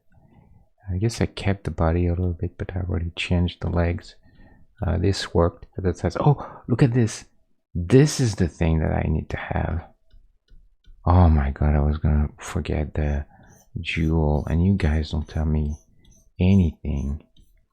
So in the film, Conan, he gets this big, the eye of the serpent. He gets this big jewel, this big, I think it's a ruby or something, like a big, massive red jewel. And he gives it to her, you know, because he loves her. You know? And so, even though normally he would keep it for himself, but he doesn't care about money and stuff. So he gives it to her, and then when she dies, he takes it on her body and wears it. A bit like, funny enough, you know, it's a very similar thing to what happens in Rambo 2. If you remember Rambo 2, John Jay, he has this contact, a Vietnamese soldier, that woman soldier in the you know, in Laos or something, and then she has this pendant, this jade pendant. She gets killed, and he picks it up and he wears it.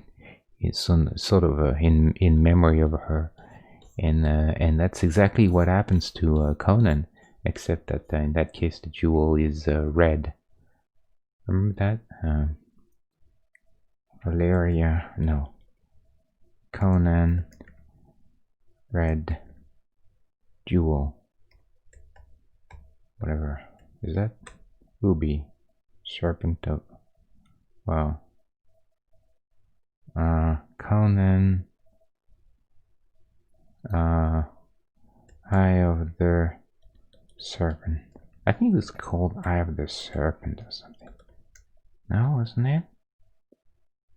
Yeah, see, people have looked for it. There you go. That's the thing. Sorry, where is this? In a more symbolic gesture, he actually he's wearing this all his life, because this is the symbol of Thulsadum, and he got this because in the same place, and he uses this to ask people where Thulsadum is, in order to avenge his father.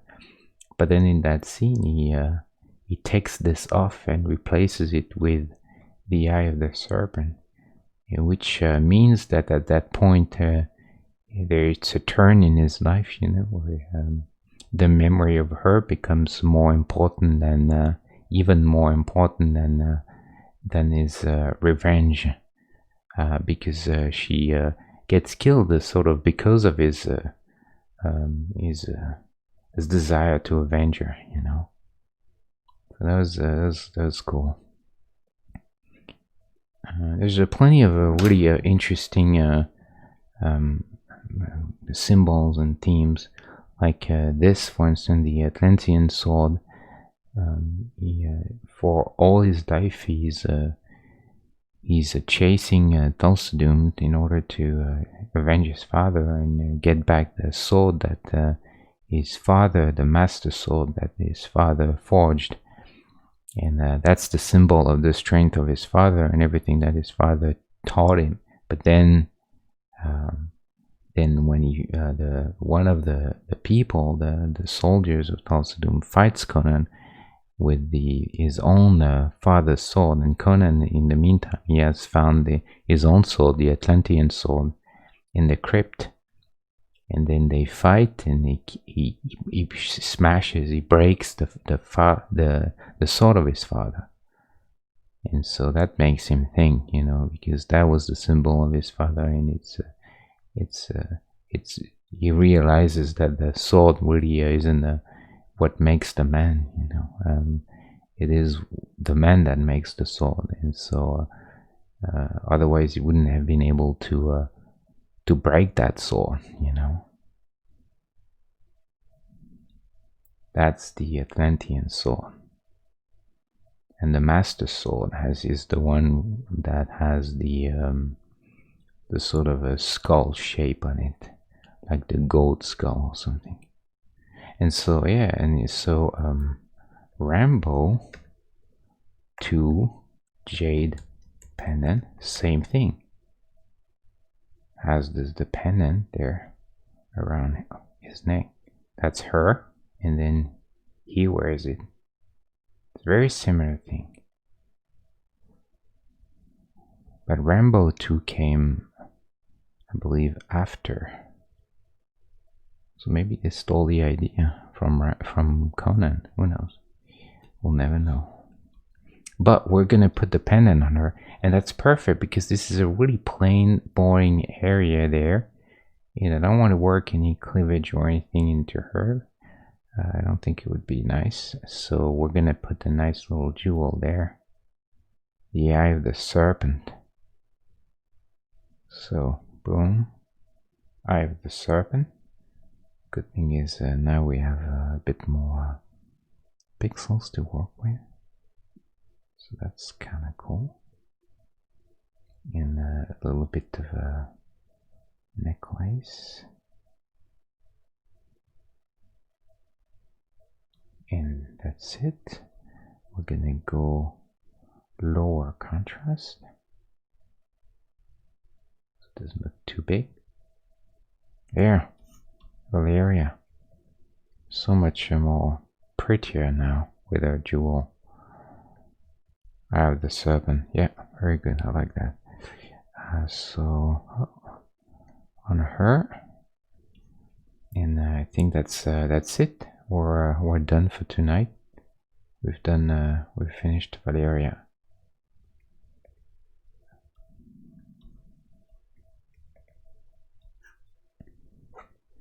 Ooh, just around the 4-hour mark, a little under.